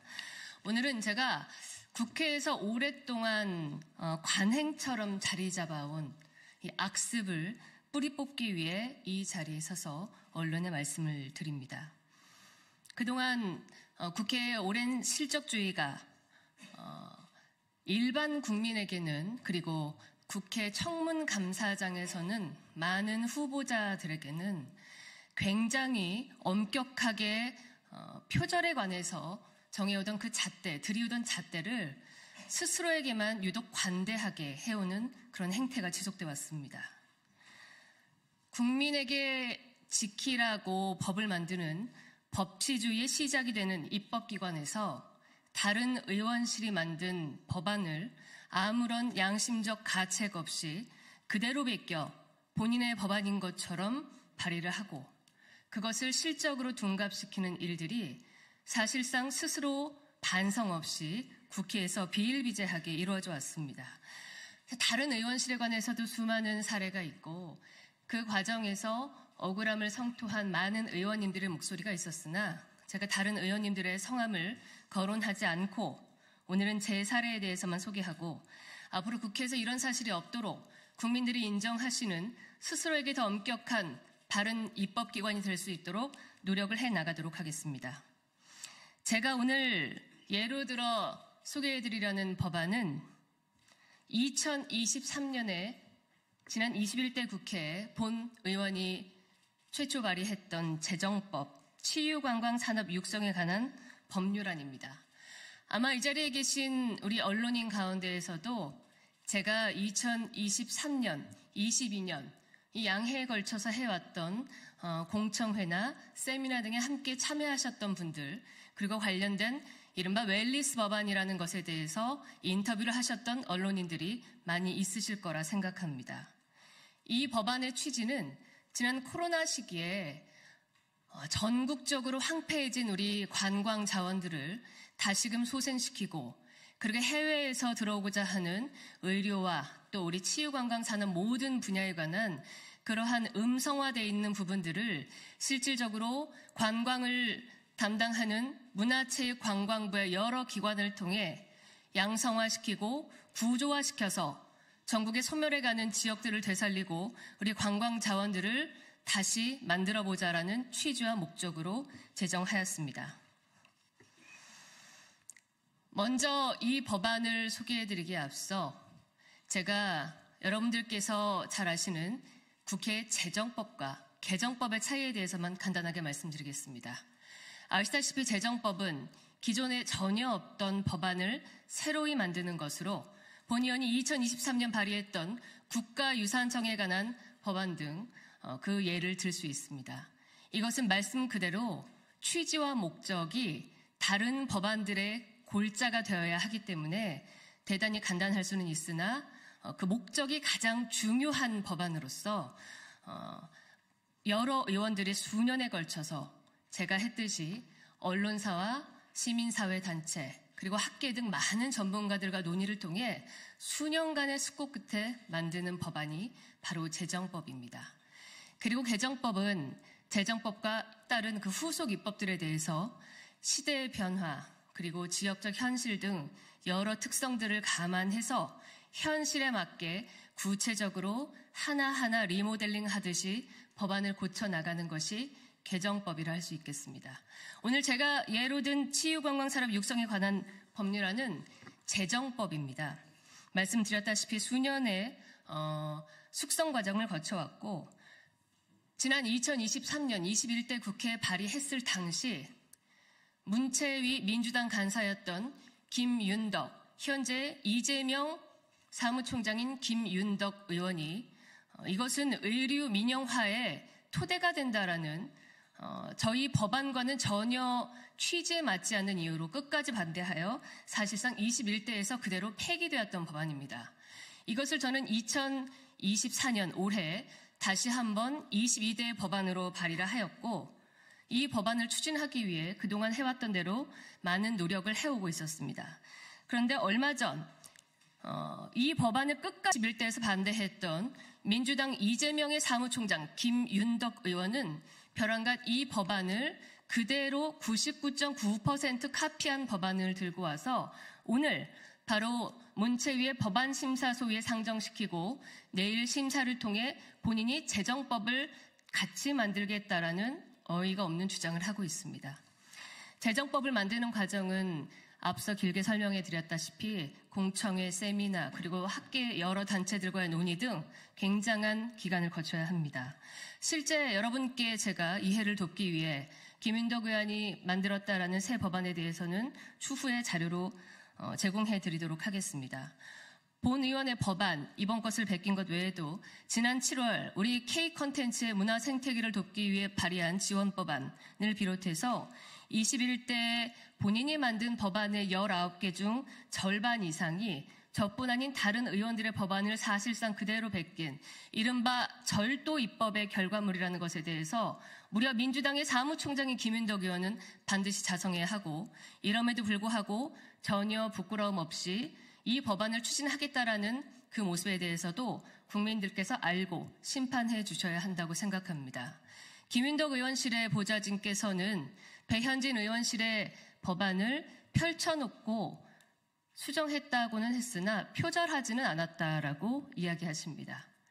음주운전은 했으나 술을 마시지 않았다라는 논리와 다를 바 없죠. 이러한 국회 오랜 관행들이 입법을 다루는 많은 의원들로부터 사라져야 한다고 생각하며 저는 앞으로도 국회 입법 심사를 하기 전에 거치는 국회의원과 등 사무처의 여러 그 기구들을 통해서 국회 입법 표절, 사실상의 절도 입법 추진에 관해서 근절시키도록 최선을 다해 노력하겠음을 여러분 앞에 밝히는 바입니다. 다시 한번 민주당 이재명 대표의 사무총장인 김윤덕 의원의 사실상의 절도 입법 행태에 대해서 언론인 여러분들께서 준엄하게 꾸짖어 주시기를 부탁드리겠습니다. 고맙습니다.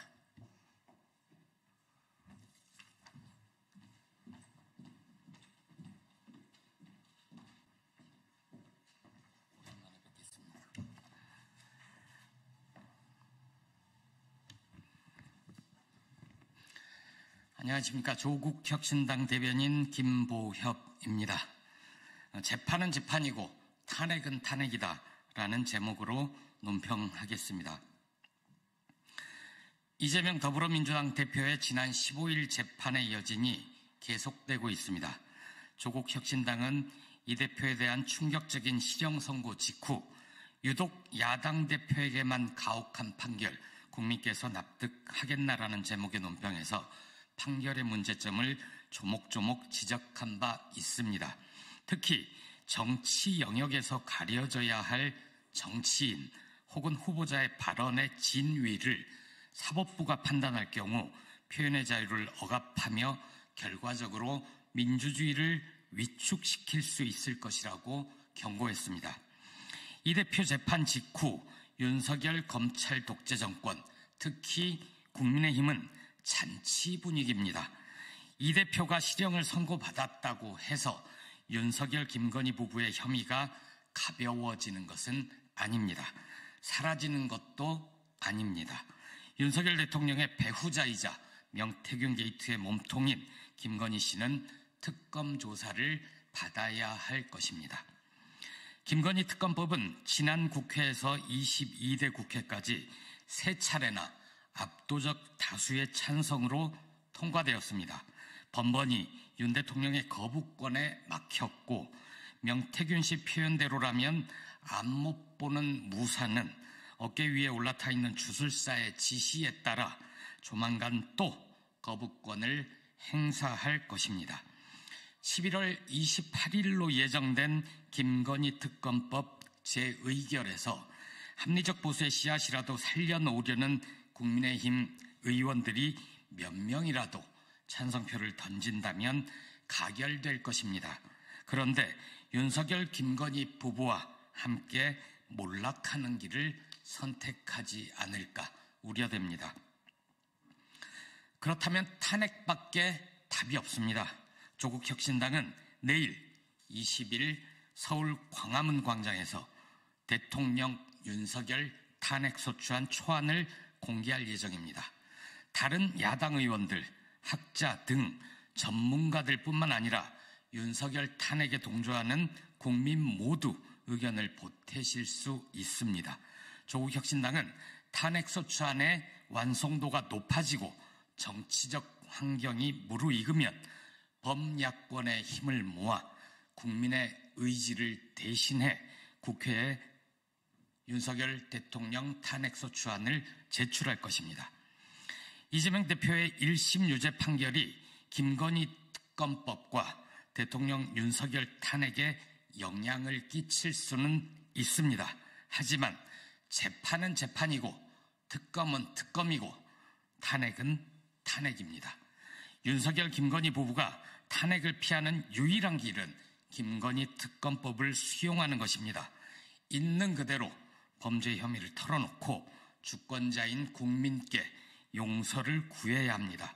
그렇지 않을 경우 조국혁신당은 윤석열 검찰 독재 정권 조기 종식을 바라는 국민과 함께 대통령 윤석열을 파면한다. 이런 헌법재판소의 결정의 날을 앞당기겠습니다.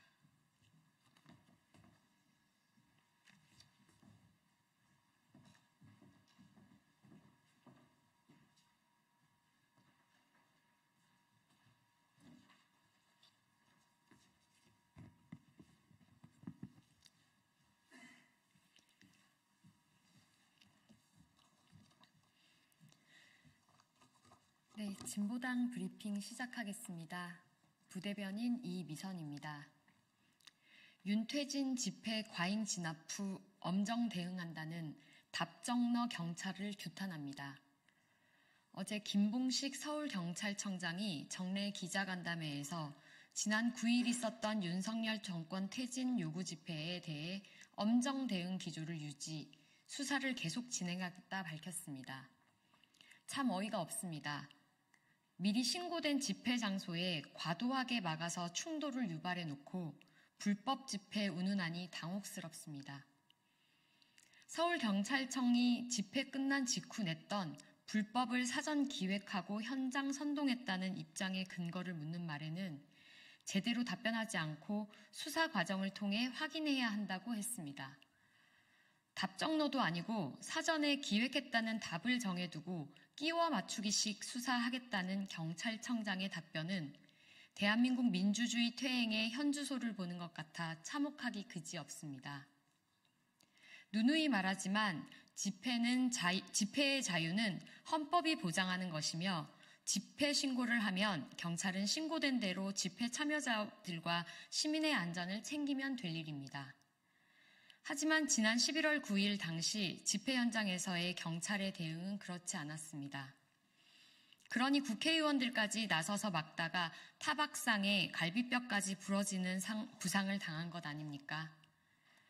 경찰의 입장대로라면 해당 국회의원들도 사전 기획했다는 것입니까? 현장에 있었던 집회 참여자들, 시민들, 국회의원들이 증인입니다. 당시 경찰은 작정한 듯 집회 참여자들에 달려들어 충돌을 유발하고 폭력을 행사했습니다. 서울경찰청장이 적반하장식 태도에 대해 강력히 규탄합니다. 국민께 먼저 사과부터 하십시오. 그리고 다시 한번 경고합니다. 국민들이 만들어 온 민주주의의 광장을 폭력으로 빼앗고 막아서지 마십시오. 경찰의 본분은 정권의 하수인 경비원이 아니라 국민의 안전을 지키는 것입니다. 국민들을 계속 옥죄한다면 더 큰 항쟁을 불러올 것임을 경고합니다. 두 번째 브리핑 드리겠습니다. 필리핀 가사관리사 시범사업 반성 없이 외국인 마을버스 운전기사 도입, 오세훈 서울시장의 꼼수 행정 규탄합니다. 서울시가 외국인 마을버스 운전기사 도입을 추진하고 있는 것으로 확인되었습니다. 국무조정실에 건의안을 제출했고 소관부처인 고용노동부에 전달되었습니다. 마을버스 노동자들의 노동환경 개선은 나몰라라 한 채 외국인 노동자를 비전문 취업 비자로 전문 자격을 필요로 하는 운수업까지 유입하겠다니 황당합니다. 왜 오세훈 서울시장은 본질을 비껴가고 꼼수로 서울시를 운영하려 합니까? 오세훈 시장의 꼼수 행정 규탄합니다. 현재 마을버스 운전기사가 부족한 문제는 열악한 근무 환경과 처우 때문입니다. 이 문제를 적극적으로 해결할 생각은 않고 황당한 꼼수 대책을 내놓다니 어이가 없습니다. 우려했던 필리핀 가사관리사 시범사업의 허술함과 서울시의 노동천시 행태가 만천하에 알려진 지 얼마 되지도 않았습니다. 아직 그 사업의 평가도 하지 않은 시점에 외국인 마을버스 운전기사까지 도입하겠다니요.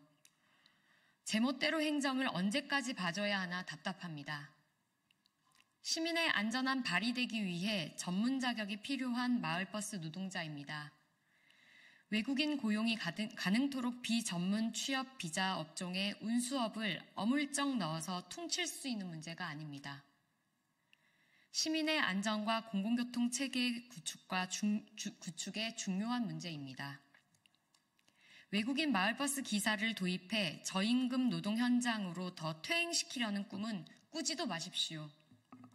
다시 한번 똑똑히 일러줍니다. 오세훈 시장은 당장 외국인 마을버스 운전기사 도입 계획 철회하고 먼저 시민들께 필리핀 가사관리사 사업 평가부터 낱낱이 내놓으십시오. 더 이상 오세훈 서울시장식 꼼수 행정에 대해 좌시하지 않겠습니다. 이상 브리핑 마치겠습니다. 고맙습니다.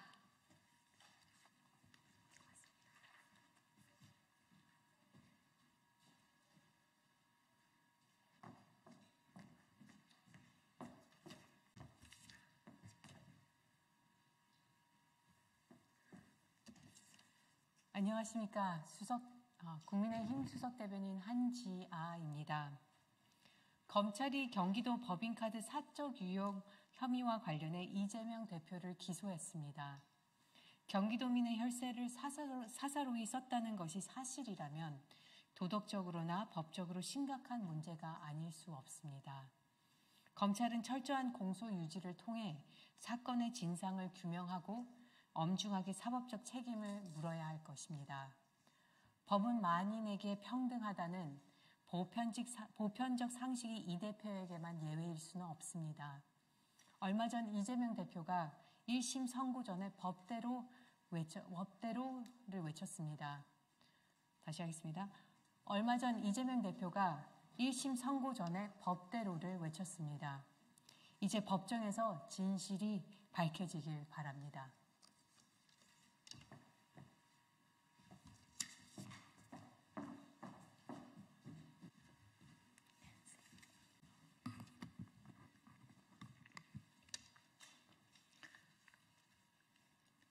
정치를 새롭게, 복지를 강하게 사회민주당 대변인 임명희입니다. 오늘 조지호 경찰청장 항의 방문 및 면담 결과에 대해서 사회민주당의 입장문을 발표하겠습니다. 오늘 사회민주당 대표 한창민 의원은 경찰청에서 11월 9일 경찰의 폭력 진압에 대해 항의 방문 및 기자회견을 진행하였습니다. 기자회견 이후 더불어민주당 김윤, 박주민, 박해철, 이용우 의원, 조국혁신당 정춘생 의원, 진보당 윤종호, 정혜경 의원이 배석한 가운데 조지호 경찰청장과 면담을 가졌습니다. 경찰의 폭력 진압에 대한 대국민 사과와 연행된 조합원 노동자들에 대한 강제 수사 중단, 재발 방지 대책을 요구하였으나 조지호 경찰청장은 절제된 공권력 행사였다는 입장을 고수하며 반성 없는 태도로 일관했습니다. 또한 국회의원의 신분을 밝혔으나 폭력 진압을 강행하고 유튜버를 대동했다는 거짓 선동에 대해서도 사과는 없었습니다. 오히려 조지호 경찰청장은 억울함을 호소하며 원칙적인 대응이었으며 사실관계가 확인되면 조치를 취하겠다는 것입니다. 적반하장도 정도껏 해야 기가 안 찹니다. 조지호 경찰청장은 완전 진압복을 갖추고 민주노총 집회에 대규모로 투입된 배경에 대해 사전 정보를 입수한 대응책을 마련했을 뿐이라는 변명을 했습니다. 이는 오히려 잘못된 정보를 가지고 잘못된 편견으로 민주적인 집회를 방해한 것을 자백한 것입니다. 오늘 면담에서 경찰청장은 끝까지 자기 합리화와 자기 변명만 늘어놓았습니다. 국민을 지켜야 할 경찰이 국민의 집회 시위의 자유와 기본권을 의도적으로 침해했음이 드러난 것입니다. 수차례 사과와 재발 방지 약속을 요구했지만 이를 묵살했습니다. 사회민주당은 아직도 자신의 잘못을 인지 못하는 조지호 경찰청장에게 무력 행사와 허위 사실 적시에 의한 명예훼손으로 분명한 법적 조치까지 포함하여 응당한 책임을 묻겠습니다. 또한 국회에서 가능한 모든 방안을 검토하여 경찰의 무도한 공권력 행사를 막고 국민을 수호하는 경찰로 되돌려 놓겠습니다. 경찰은 정권 수호자가 아닌 국민 수호자임을 명심하십시오. 감사합니다. 예, 이후에 저희 고소 고발을 검토 중인데요. 또 일정이 나오면 이 부분도 브리핑을 통해서 예고를 해드리겠습니다. 감사합니다.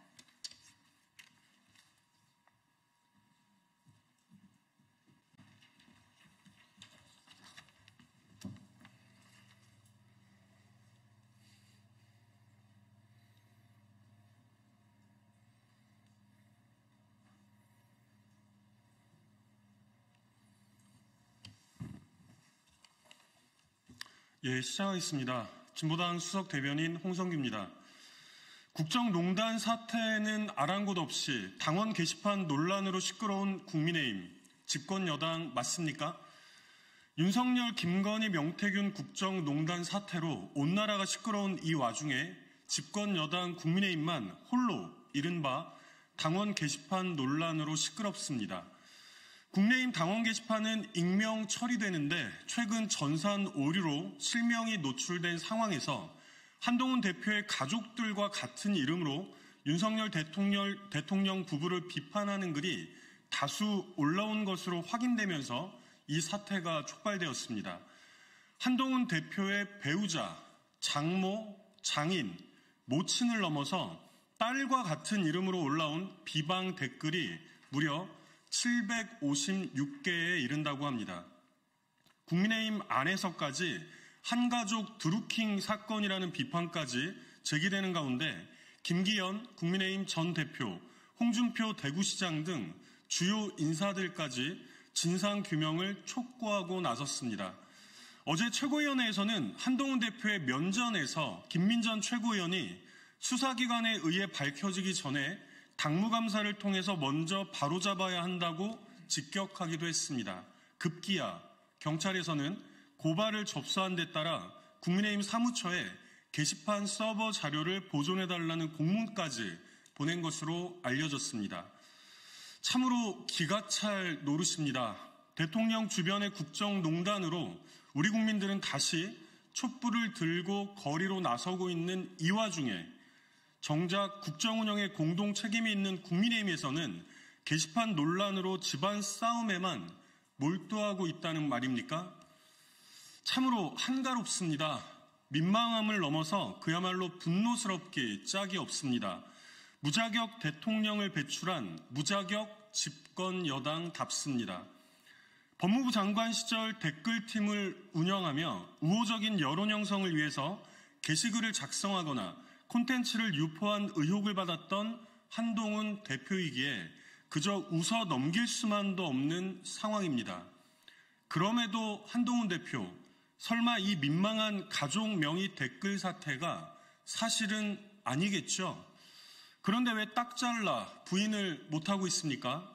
간단하게 문제를 해소할 수 있는 당내 곳곳에서 제기되는 당무감사는 왜 계속 거부하고 있습니까?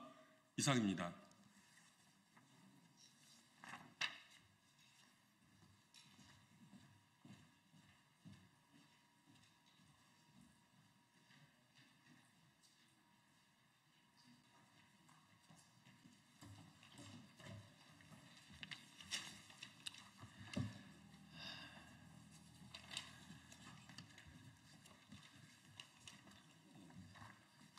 우리 영원이들 앞으로 와.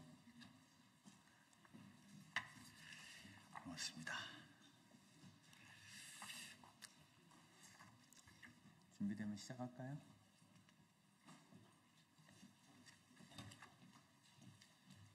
거꾸로 드셨고. 있나요? 안쪽으로 더 들어오세요. 한 분. 네. 반갑습니다. 정무위원회 소속 충남 아산을 국회의원 강훈식입니다. 지난 국정감사에서 저는 세계가 기후공시를 포함한 ESG 공시제도 도입을 추진하고 있음에도 그럼에도 불구하고 우리 정부는 오락가락 행보를 보이고 있음을 지적했습니다. 세계적인 흐름을 외면하는 정부의 안일한 대응을 끝내고자 기후공시 의무화법을 대표 발의했습니다. 오늘 회견에는 그린피스, 기후솔루션, 기후변화행동연구소, 녹색전환연구소 등 환경단체 및 기후 싱크탱크 관계자분들께서 함께해 주셨습니다. 특별히 저희 지역구인 충남 아산 배방초등학교 3학년 최여원 학생도 함께하고 있습니다. 저희 의원실로 환경을 지키는 법안을 만들어달라 편지를 보내왔던 학생입니다. 기후법안을 발의하겠다고 약속을 했고 오늘 그 약속을 지키게 돼서 기쁜 마음으로 이 친구도 초대했습니다. 우선 기업 공시제도는 주식시장 상장기업의 사업 내용, 재무 상황 등을 정기적으로 공개하여 투자자에게 합리적인 투자 판단 자료를 제공하는 것입니다. 최근 전 세계적으로 기업의 사회적 책임이 부각되면서 ESG에 기반한 경영이 투자자들의 주요한 투자 지표로 활용되고 있습니다. 전 세계가 ESG 공시제도 도입에 적극적으로 나서는 이유입니다. 유럽연합 등 주요 국가들은 지속가능성 공시기준을 발표하고 관련 제도를 마련하고 있습니다. 유럽연합, 싱가포르는 2025년, 홍콩, 캐나다, 호주는 2026년부터 지속가능성 정보공시 의무화를 시작할 예정입니다. 그러나 우리 정부는 구체적인 로드맵 제시는 거부하면서 기업의 혼란만 불러오고 있습니다. 지난 2021년에 금융위원회는 기업공시제도 종합개선 방안을 발표합니다. 2025년까지 자산 2조 원 이상 코스피 상장사에 대해서 2030년 이후에는 전체 코스피 상장사를 대상으로 ESG 공시를 의무화하겠다고 선언했습니다. 이에 기업들이 움직이기 시작했고 당시 지속가능 경영 보고서를 공시하는 회사가 20여 개사에 불과했는데 금융위의 이런 발표 이후에 유가증권 시장 상장 2조 원 기업 이상 2조 원 이상의 기업에서 126개사에서 약 66%가 지속가능 경영 보고서를 발간하게 되었습니다. 그런데 지난해 10월 금융위는 돌연 ESG 공시 의무화를 기존 2025년에서 26년 이후로 연기하겠다고 발표했습니다. 그러면서 6개월이 지난 올 4월에는 주요국들이 ESG 공시 관련 제도를 강화하고 있다며 기업을 상대로 ESG 공시의 필요성에 대해서 또다시 강조합니다. ESG 공시를 의무화하겠다고 발표했다가 갑자기 이를 연기해서 그동안 공시를 준비했던 기업을 혼란에 빠뜨리더니 몇 달 뒤에는 또 다시 ESG 공시가 중요하다고 발표하는 그야말로 오락가락 행보를 보이고 있습니다. 정부의 일관성 없는 정책 탓에 기후 공시를 준비하던 기업들은 너무나 혼란스러워합니다. 그러면서 지난해 연기 발표 이후에 지금까지 구체적인 공시 로드맵 제시를 거부하고 있습니다. 다른 나라 상황을 봐야 한다. 기업의 상황을 봐야 한다면서 회피로만 일관하고 있는 것이 현 정부의 현실입니다. 전 세계적 흐름에 우리나라만 뒤처질 수 없기 때문에 기후공시 의무화법을 대표 발의했습니다. 전 세계 투자자들이 우리나라 기업을 외면하는 예정된 미래를 바라보고만 있을 수 없기 때문입니다. ESG 공시 로드맵 수립, 대상 기업 선정, 단계적 도입 여부, 법정 공시 여부, 스코프3 포함 여부 등 국회와 정부가 함께 준비해야 될 사안이 너무 많습니다. 특히 공시제도를 추진하는 주요국들이 법정 공시를 택하고 있습니다. 글로벌 시장에서는 자발적 공시나 거래소 공시를 의무 공시로 보지 않는 관점이 통용되고 있기 때문입니다. 국제 정합성에 부합하기 위해서라도 법제화가 필요합니다. 이번 정기국회에서 기후공시 의무화법이 정무위원회에서 논의될 수 있도록 최선을 다하겠습니다. 정부를 토론 테이블로 끌어내려서 함께 논의하겠다는 다짐의 말씀을 드립니다. 이어서 오늘 회견에 함께해 주신 단체별로 기후공시 의무화법의 중요성과 공시 기준 방향성에 대해서 말씀 주시겠습니다. 네, 먼저 기후변화행동연구소 소장 최동진입니다.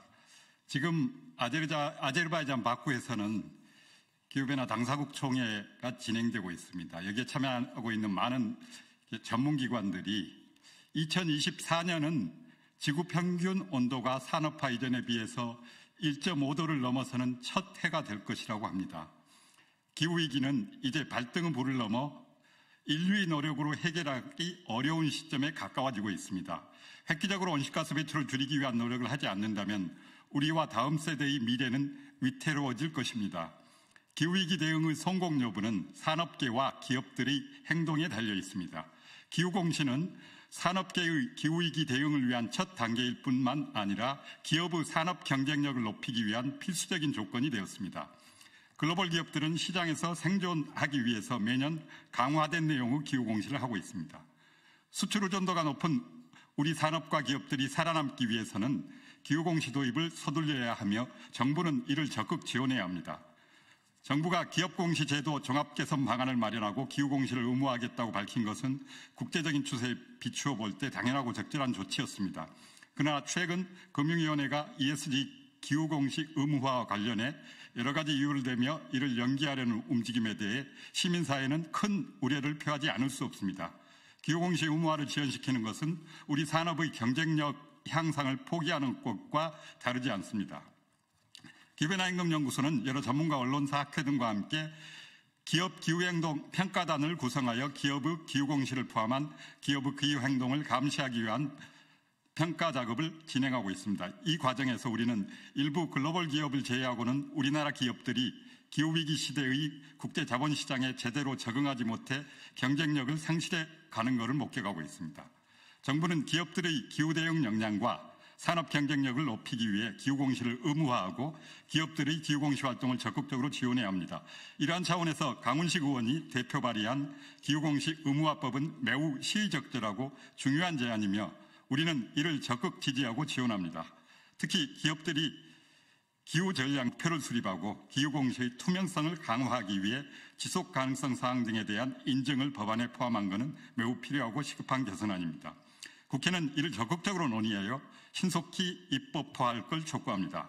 정부는 기업들의 기후공시를 지원하기 위한 정책적 노력을 강화하고 기후공시의 정착과 확대를 위한 구체적인 로드맵을 수립하여 이를 공개해야 합니다. 기업들은 기후공시 제도를 신속히 도입하고 지속가능성 지표를 조사 및 발표하여 기후위기 시대에 맞는 산업 경쟁력을 확보하고 사회적 책임을 다하기 위해 노력해야 합니다. 시민사회는 기업들의 기후공시를 포함한 기후행동을 지속적으로 감시하고 감독하는 역할을 게을리하지 않을 것입니다. 감사합니다.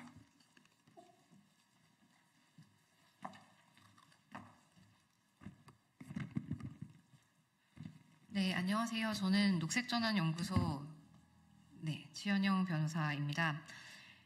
금융위원회와 한국회계기준원 지속가능기준위원회에서 마련한 지속가능성 공시기준 최종안이 올해 안에 발표를 앞두고 있습니다.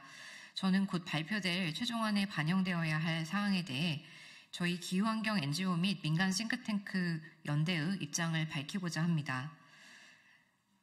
정부에서 국제지속가능성기준위원회가 마련한 공시기준을 도입하기로 결정했다면 최소한 ISSB 기준선에 부합하는 국내 기준을 수립하여 국제정합성, 비교 가능성 및 신뢰성 원칙을 확보해야 합니다.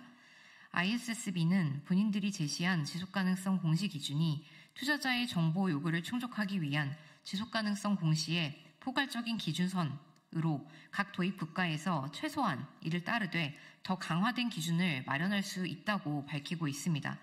그런데 우리 KSSB 초안은 기후의 사항의 경우 선택 공시, 산업 기반 지표의 경우 선택 공시, 탄소 가격, 톤당 가격 선택 공시와 같이 ISSB가 제시하는 최소한의 공시 기준보다 국내 기준을 더 낮추고 있습니다. 이러한 완화로 인해 국내 공시 인프라가 국제 자본시장에서 경쟁력을 잃을 위험을 높일 수 있으며 기업 입장에서 국내의 기준을 이중으로 관리해야 하는 부담만 가중되는 한편 국내 투자자들은 불충분한 정보 공시로 상대적으로 불리한 입지에 놓이게 됩니다. 특히 공급망 배출원을 포함한 스콥3 온실가스 배출량의 경우 기업 배출량의 평균 4분의 3을 차지할 정도로 중요한 만큼 기업과 투자자가 같이 샀을 측면에서 어떤 활동에 온실가스 배출량이 집중되는지 파악하기 위해 반드시 의무화되어야 하며 이미 뒤처진 국내 공시 의무화 일정을 고려할 때 그 시행이 유예되어서는 안 됩니다. 다만 처벌 조건을 완화하는 것이 가능하며 이것이 ISSB의 글로벌 베이스라인에 부합하는 방안입니다. 노르웨이 국부펀드, 네덜란드 연기금, 캐나다 국민연금, 캘리포니아 공무원 연기금 등 글로벌 연기금과 투자자들은 자본시장에 일관되고 비교 가능한 정보를 제공하기 위해서는 KSSB 기준이 ISSB 기준과 완전히 일관되어야 한다고 촉구했습니다. 이들은 스콥3 온실가스 배출량 공시가 투자자들에게 중요하다고 강조하며 여기에 유예기간을 제시하는 것은 적절치 않다고 의견을 제출했습니다. 세계 최대 책임투자 협의체인 PRI도 한국이 ISSB 기준에 부합한 지속가능성 공시 표준을 법정 보고체계에 2026년부터 도입해야 한다고 촉구했습니다. 이에 금융위원회에 조속한 공시 의무화 로드맵 공개와 더불어 글로벌 기준점에 맞는 공시 기준을 수립해야 한다는 점을 거듭 강조하고 싶습니다. 이상입니다.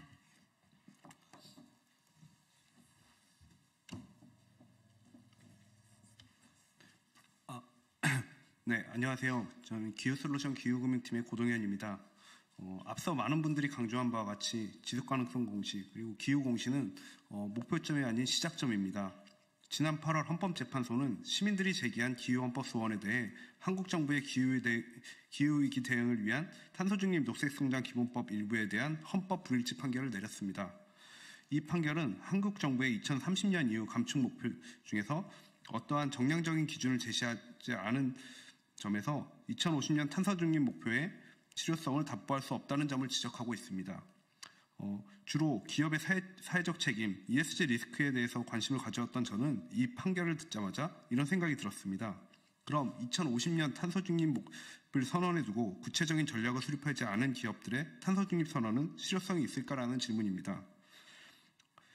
국가의 주인이 시민, 나아가 미래사회의 시민 모두라면 기업의 주인은 누구일까요? 바로 주주, 나아가 임직원, 협력사 직원, 지역사회, 나아가 미래사회의 이 기업과 관계를 맺을 모두입니다. 기후위기는 단순히 기온이 올라가고 생활이 불편해지는 문제가 아닙니다. 해마다 심해지는 폭염과 잦은 재해로 높아지는 물가는 이미 우리 생활과 경제 생활을 흔들고 있습니다. 기후위기가 본격화되면서 우리 삶은 통째로 흔들리고 있습니다. 이는 기업에도 마찬가지입니다. 기후위기는 기업의 생산 환경을 변화시키고 소비 생태계를 바꿀 것입니다. 또한 기후위기를 촉발하는 가장 큰 주체는 기업입니다. 기후위기에 대한 사회의 대응이 가속화될수록 이들 화석연료 기업의 가치는 낮아질 것입니다. 결국 기후위기는 우리 삶의 가치 그리고 기업의 가치를 결정하는 중요한 변수입니다.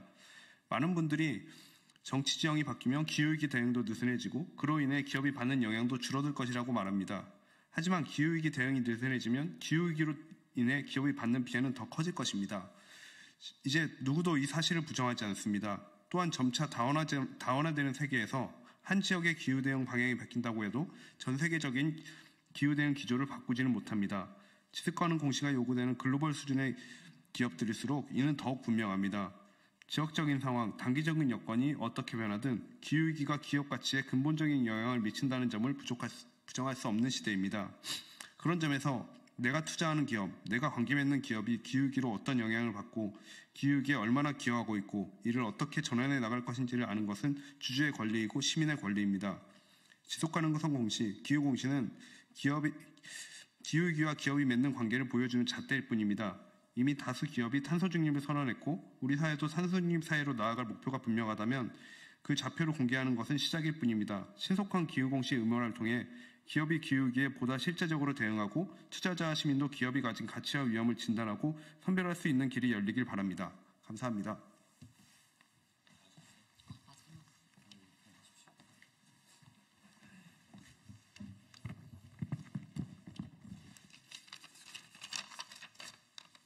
안녕하십니까. 그린피스 기후에너지 캠페이너 양연호입니다. 그린피스는 2023년부터 기업의 그린워싱을 막기 위해 자본시장법 제159조에 대한 헌법 소원과 개정안 발의를 위해 국회와 협력해 왔습니다. 오늘 강훈식 의원님께서 대표로 발의하신 개정안에 대해서 적극 지지하며 앞으로도 법안 통과를 위해 힘써주실 점에 대해 미리 감사 말씀드립니다. 유럽연합과 미국, 영국과 같은 많은 국가들은 ESG 지속가능성 공시 기준을 마련하고 빠르면 내년부터 시행을 앞두고 있습니다. 일본과 홍콩 역시 아시아 지역에서 증시 자금 유입을 위해 그리고 지속가능한 금융허브로 자리매김하기 위해 공시 의무화 도입 준비를 마친 상태입니다. 반면 한국의 금융당국은 지난 3년 동안 이렇다 할 로드맵을 세우지 않고 있는 점에 답답함을 금하지 않을 수 없습니다. ESG 공시를 법제화하는 것은 공시제도의 취지를 온전히 살리기 위한 전제 조건입니다. 많은 국가들 역시 이를 인식하고 법정 공시 방식으로 추진 중입니다. 현행과 유사한 수준의 자발적 공시나 거래소를 통한 공시는 글로벌 시장에서 의무 공시로 보지 않는 관점이 통용되고 있습니다. 한국도 국제 정합성에 부합하기 위해 법정 공시로 가는 것이 바람직합니다. 또한 법정 공시는 국가와 기업 상호 간에 불필요한 행정 비용을 줄이고 효율성을 높일 수 있습니다. 거래소 공시 선 도입 후 법정 공시로 전환하려는 계획은 기업과 투자자들에게 혼선만 가중시킬 뿐입니다. 게다가 그렇지 않아도 공시 의무화가 지체된 상황에서 기업이 지속가능성 공시를 고도화하는 데도 전혀 도움되지 않습니다. 이번에 강훈식 의원실에서 대표 발의한 법안은 기업들이 기후정보를 사업보고서에 함께 기재함으로써 기업의 기후변화에 대한 책임을 명확히 하는 것이며 지속가능한 경영을 실천할 수 있도록 돕는 중요한 수단이 될 것입니다. 금융위원회가 지속가능성 공시에 대한 구체적인 시행 시기를 공표하고 있지 않아 기업들 사이에 혼란과 불안이 가중되고 있습니다. 더 이상 지체해서는 안 됩니다. 발표를 유예할수록 기업의 부담만 커질 뿐입니다. 금융위는 올해 말까지 명확한 로드맵을 제시해야 합니다. 기후공시 의무화는 단순히 기업의 업무를 가중시키는 문제로 바라봐서는 안 됩니다.